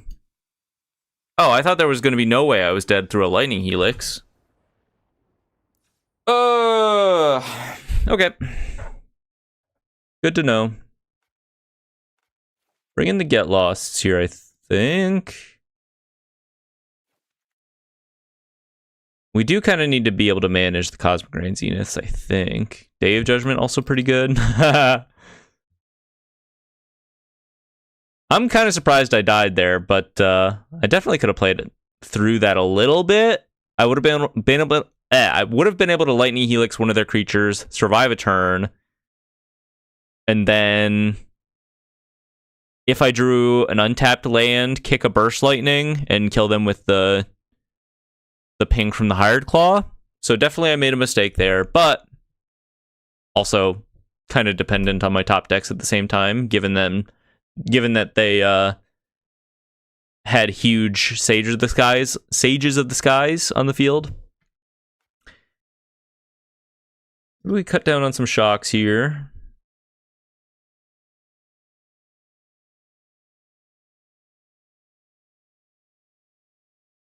I feel like if there's a matchup where the Arc shines, it could be this one.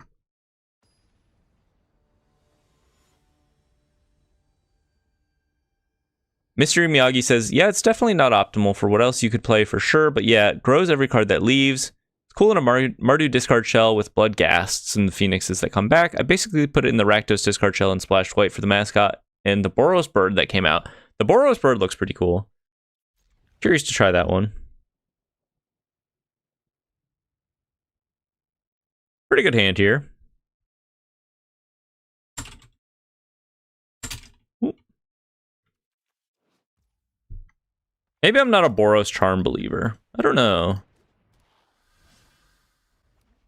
Not really my style of card, to be honest with you. Another Hired Claw.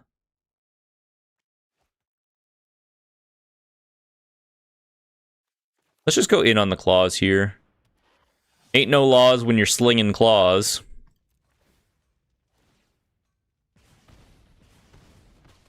Pass it back.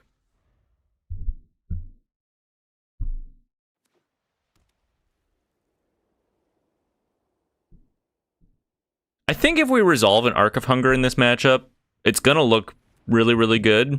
Mono white typically, I mean, it's not like they're gonna have main deck artifact hate. I don't know if they have any ways to deal with it. It would be like Requisition Raid from the sideboard, right? Or I guess they're probably not on Clarion Conqueror, right? Clarion Conqueror weirdly shuts it down a little bit.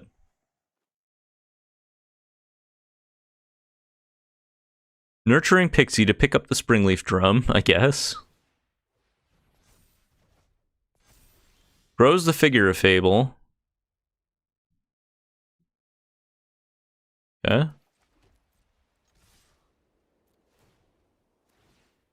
Swing on in. Keep up the pressure. Throw this guy. Do we bother killing off the Figure of Fable here? Is it going to be annoying eventually? I kind of feel like if they want to spend their whole turn investing into it, we're kind of feeling okay.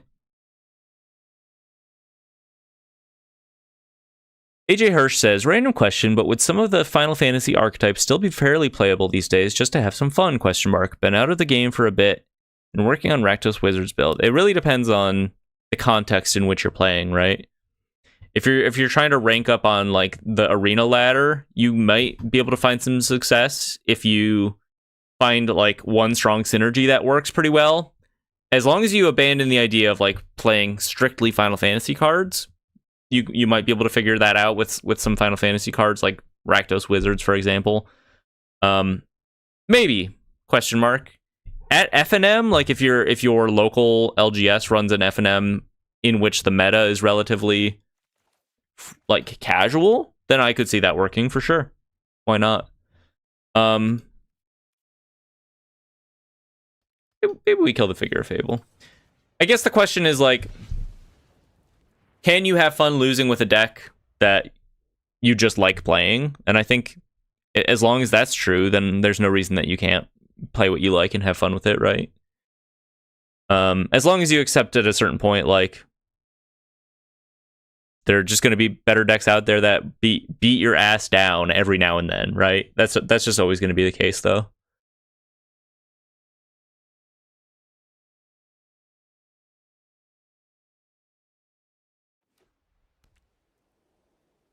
MK Hun Actual, been pretty quiet for the last half hour, but I'm glad I was able to catch the tail end of your stream. I think this is the most aggro deck I've seen you play in recent history.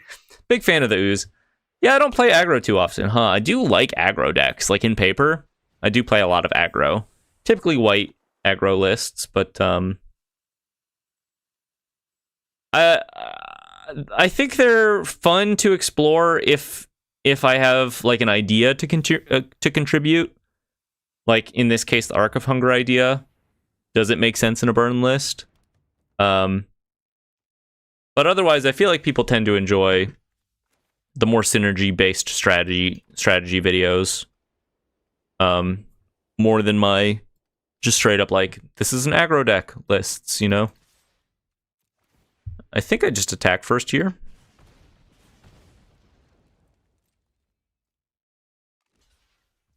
Double block on this Hired Claw.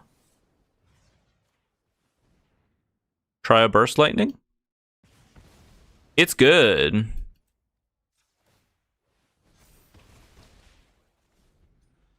Okay. I think we're doing pretty well here. Good amount of burn left in hand. Feels like they're probably dead on the next turn.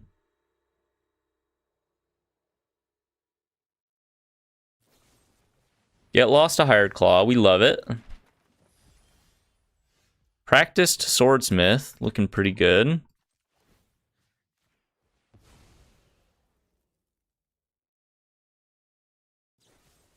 The Road. It's probably worth just keeping the Hired Claw around, though, right? Because I get to pop another map here. I think this is worth. I will take a free basic, thank you.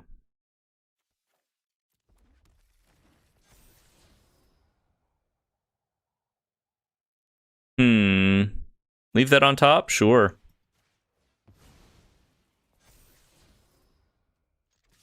Hit you for 5? Okay. Well, I think we've got this one. Unless they gain a crazy amount of life here. Petrified Hamlet. When this enters, choose a land card name. Activated abilities of sources with the chosen names can't be activated unless they're mana abilities. Lands with the chosen name have instead tap, add colorless. Interesting. Huh. Okay. That looked pretty good. Opponent really didn't do a whole lot. See if we can win on the draw here.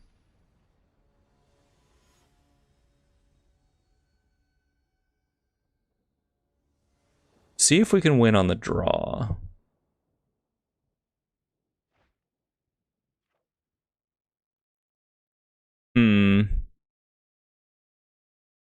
MK Hunt Actual, I do enjoy the decks you tend to play. Not sure what you'll do. When deserts rotate, you'll have to find a whole new shtick.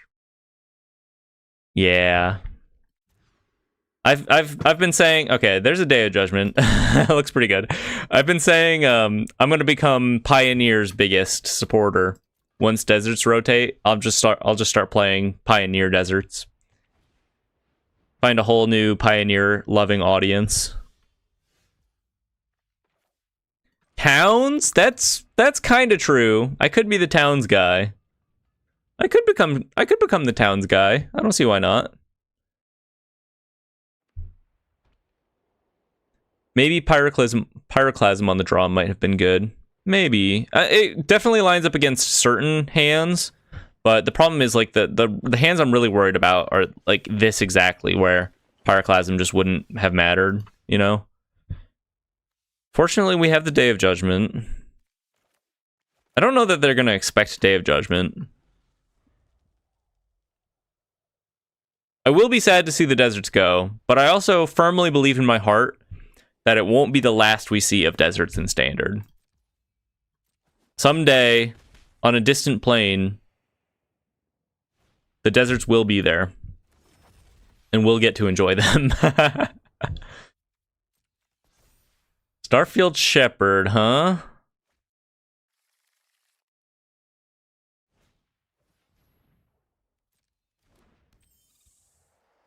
They're kind of going all in. Okay.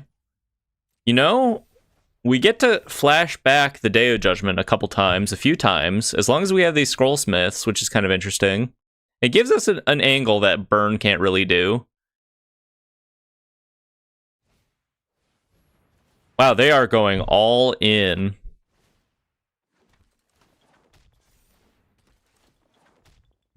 Mr. Miyagi says, I played Historic Deserts with Primeval Titan and Fields of the Dead when Deserts dropped for a hot minute. Yo! Now we're cooking. MK Hunt Actual says, I imagine something new will come land-wise. WotC seems to be doing land cycles. Caves were pretty cool. Gates, yeah. Yeah, I think there's going to be definitely some kind of... Wow, check this out, gang. Definitely some kind of fun, non-basic land cycle. Day of Judgment. Woo! In game 3, the perfect time to cast it. The perfect time to cast it. Starfield Shepherd. Momo. Can I interest you in Day of Judgment? I actually think I do go for the Scrollsmith here, right? Because if I flash back the Day of Judgment, I'm giving up access to it completely. Question is, do I need... I feel like I want Day of Judgment, right? So if I go for the Scrollsmith here, at the very least I get to... I'm giving up the Scrollsmith, but at the very least I get to keep Day of Judgment around for future Scrollsmiths / flashback. I think they're just gonna like swing and activate the temple here. Pretty good chunk of damage. Puts me to 9. Arc of Hunger, my beloved? Okay. Are we doing it? Now we get to win on card advantage here. Aura's Charm plus Day of Judgment for the protection. I don't think we really need the protection for the Scrollsmith there, because I'm pretty I have a feeling I'm gonna wipe the board again. And that feeling is confirmed here.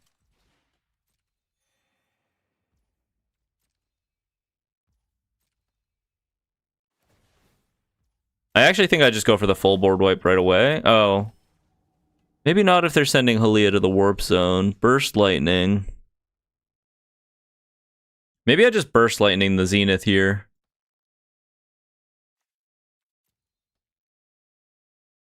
Burst Lightning the Zenith. They can do like 4 to me next turn if they want to commit the temple, but there's no way they're not casting the Halia here, right?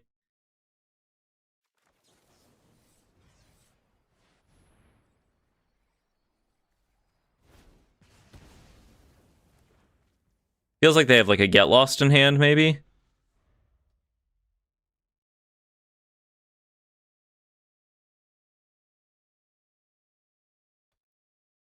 If they're smart, maybe they just fire up the Air Temple here. Yeah, okay. Could be a window to go for the Arc of Hunger, though. The Ooze. Burst Lightning. Okay. Drain you 1. Pass it back. All right. Turning the corner. The Ooze. Cosmograin Zenith. Springleaf Drum. Well, this has been a fun game. I bet I'm sure the last thing they expected from our Hired Claw aggro list was Day of Judgment. Shout out Moonello1. Tap to Arc of Hunger. We're in it now. So we go Mountain. I guess we just go Flashback on the Day of Judgment here, right? So I can also cast this Hired Claw.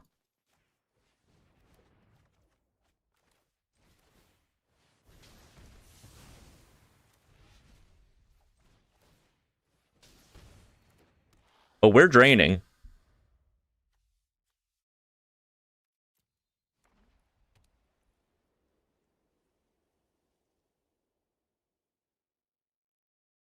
I gotta get the ooze down.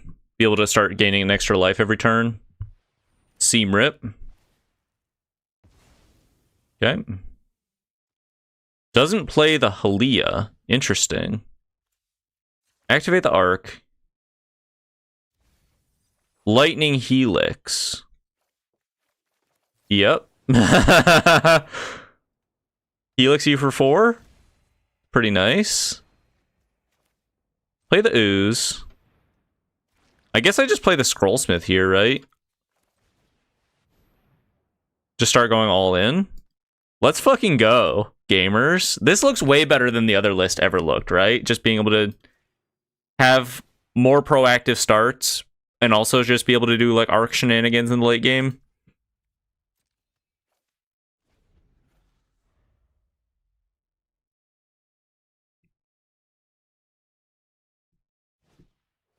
Figure of Fable.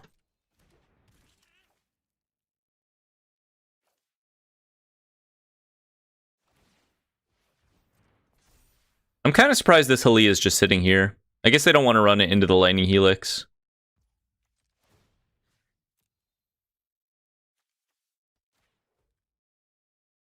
The ooze.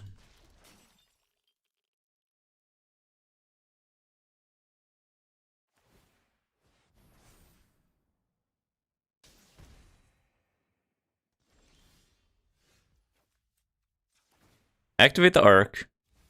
I love nothing more than to activate the Arc into a Lightning Helix. Can I just say that? I mean, that's just value right there.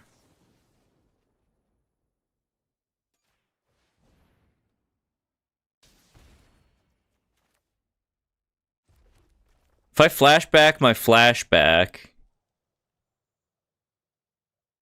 and then flashback my flashback my Lightning Helix, and then exile something with the ooze.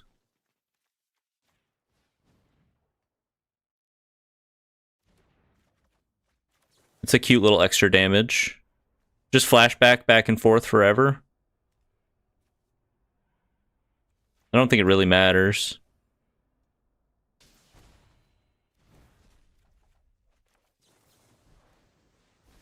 Folks, I don't think it really matters. 3 to activate the ooze.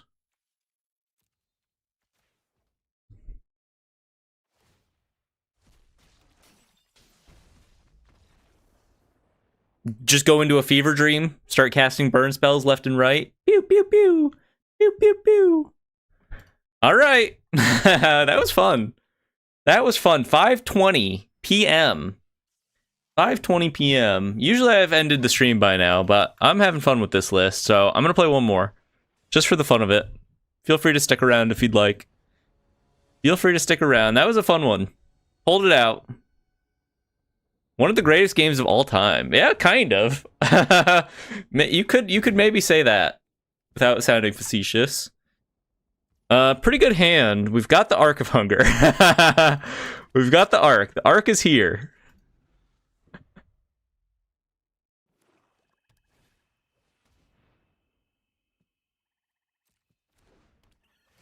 Yo, 2x flashbacks targeting one another with the Urbrask that pings one and adds R mana, OMG. The problem with the flashbacks exile, like flashbacking exiles when you cast. So you can't do that forever. Unfortunately. Unfortunately, you can't do that forever.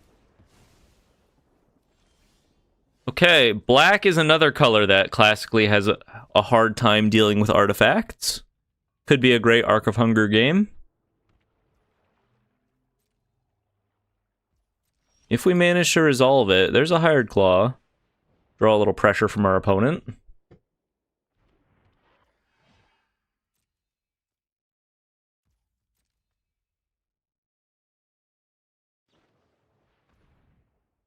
Bloodpit's Drowner. The nice thing about Arc is it lets me afford... It lets me do this, which is just kill all of their creatures, you know?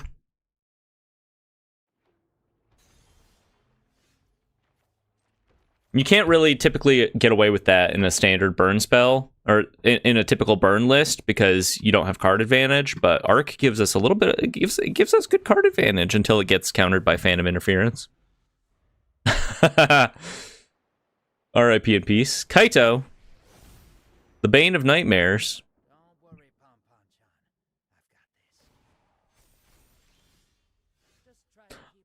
Oh my God! It's Lightning Helix.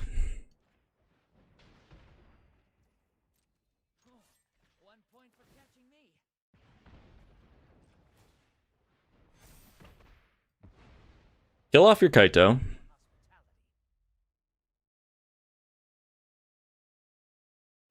Feeling pretty okay. Iron Claw doing work. Play a land.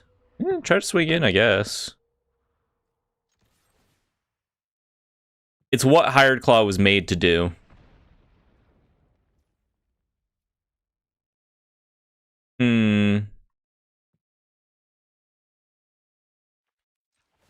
I don't think there's any reason not to activate here, right?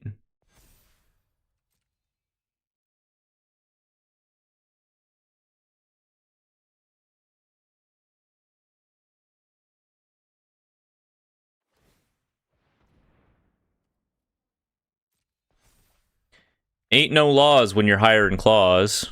Oh. Soulstone Sanctuary is a 4/4 because of the ninja emblem. Right. Are we past blocks already?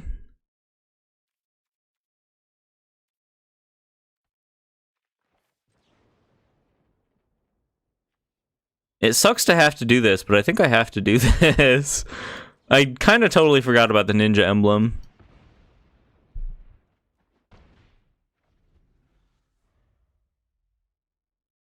Let's just pray their 4 cards in hand are ass garbage. May you have 4 shoot the sheriffs. Just in time to save the day. You're not going anywhere. Tapped Watery Grave, Lightning Strike. Ooh, baby. Okay. We in this. Lightning Strike, thank you. Thank you, Lightning Strike. Scrollsmith is a great top deck. That's a great point, Munello. Definitely gives us a great top deck. Better additional top decks in a list that otherwise lacks them.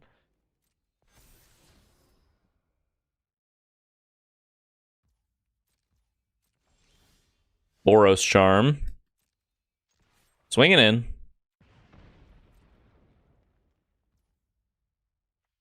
Alright, fuck it.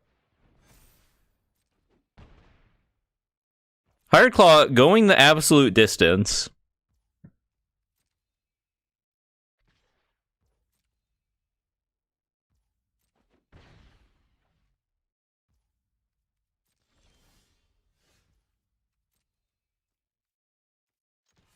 Do I really even... I mean... They can flash in a Tidebinder. But my boy is already so big. Are they just gonna chump here? They take 4 to the dome? Yo. Do I just go for it? I can't really play around Phantom Interference. I guess I just pass. Maybe they, like, go for a Flood Pit Drowner or something. I guess they would have gone that before attacks if they had that. Swings in for 5. Okay.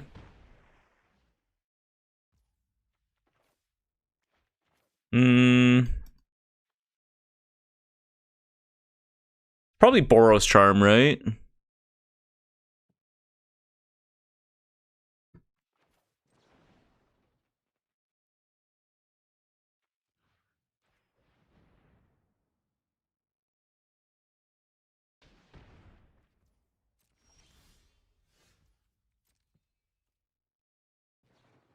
Flood Pit's Drowner.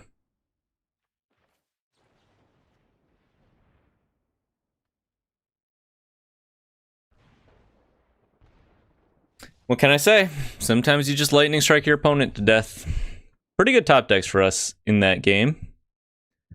Pretty good top decks. Do we change anything? Pyroclasm can be pretty good on the draw. Can be necessary against certain starts even.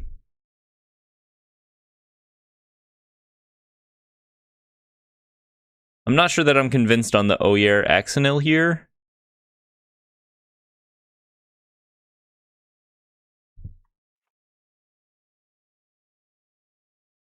Maybe we cut a land on the draw too. 22.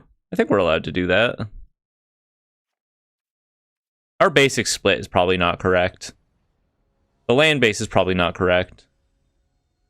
But I might revisit this. I'll probably keep playing this on the ladder after this stream. Just kind of in my free time, and then I'll probably revisit this for a future video. It's fun. Oyer needs a chance though. Yeah, I guess so. Oyer gets its chance in like the Boros aggro lists that go around on the ladder though. The double Arc of Hunger hand. Spyglass Siren.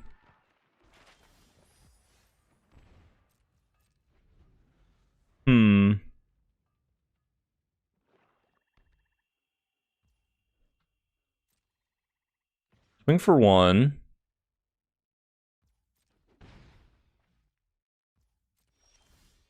Another Lightning Helix. Maybe I'm supposed to go for the Burst Lightning there so I can manage all of their creatures. Keep them off of a fast Kaito here. Just a Siren, though. Alright, I'll bite. I have 2 Burst Lightning, so this can't really go wrong.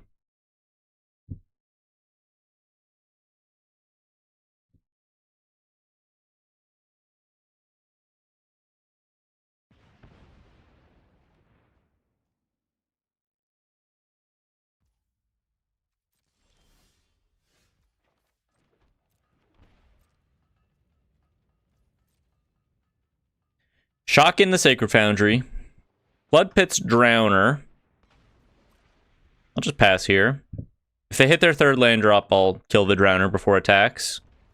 They shock. Go for the Burst Lightning. Whee! Dream Beavers. Da-da-ba-da, enters, opponent loses 1 life. I really want to get this Arc down, dude. I want to play my Arc of Hunger, bro. I'm feeling fucking famished for this Arc of Hunger, dude.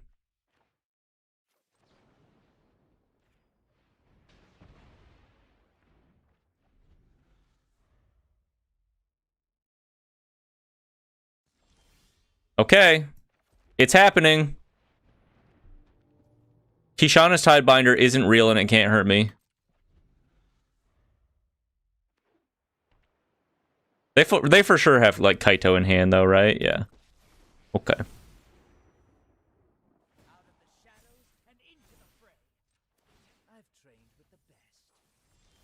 RIP and peace, Lightning Strike. Pyroclasm. Maybe I just get another Arc on the field. Whee! Drain you too. Can you beat this, Dimir? Can you beat me gaining potentially like 4 life every turn, draining you for 4 life every turn? It's kind of crazy in multiples, actually, right? Enduring Curiosity, yeah, we don't care. Draw all the cards you want. I'm up ahead. I'm ahead on cards for forever now.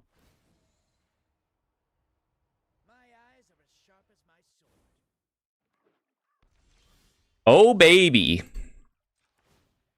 What you got for me, Arc? 2 lands. Okay, well. It's pretty funny. Maybe I do kill the Enduring Curiosity here. I mean, I'm just gonna burn him out, right?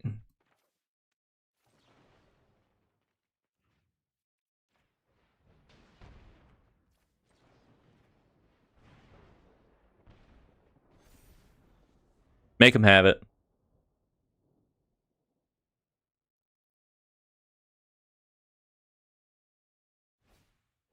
Dream Beavers.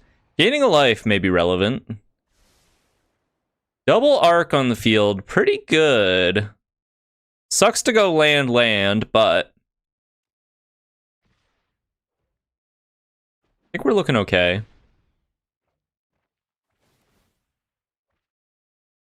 They need to hit a Tishana's Tidebinder, I think, to have a chance here.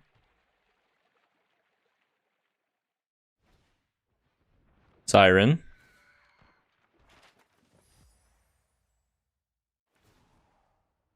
Kaito. I've got you beat 6 different ways. Activate the arc. Do you have the Tidebinder? Hit a burst lightning. Activate arc part 2. It'll land. All right. Drain ya.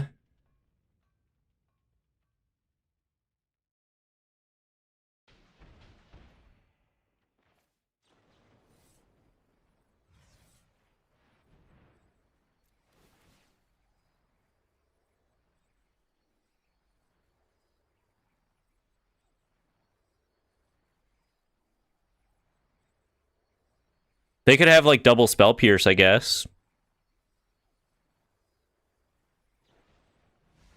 Requiting Hex to gain life.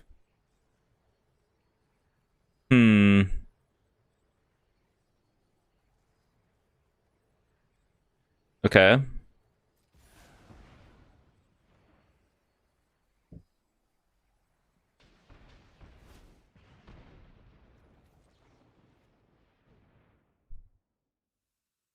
Do we do it? You have another Requiting Hex in hand, maybe?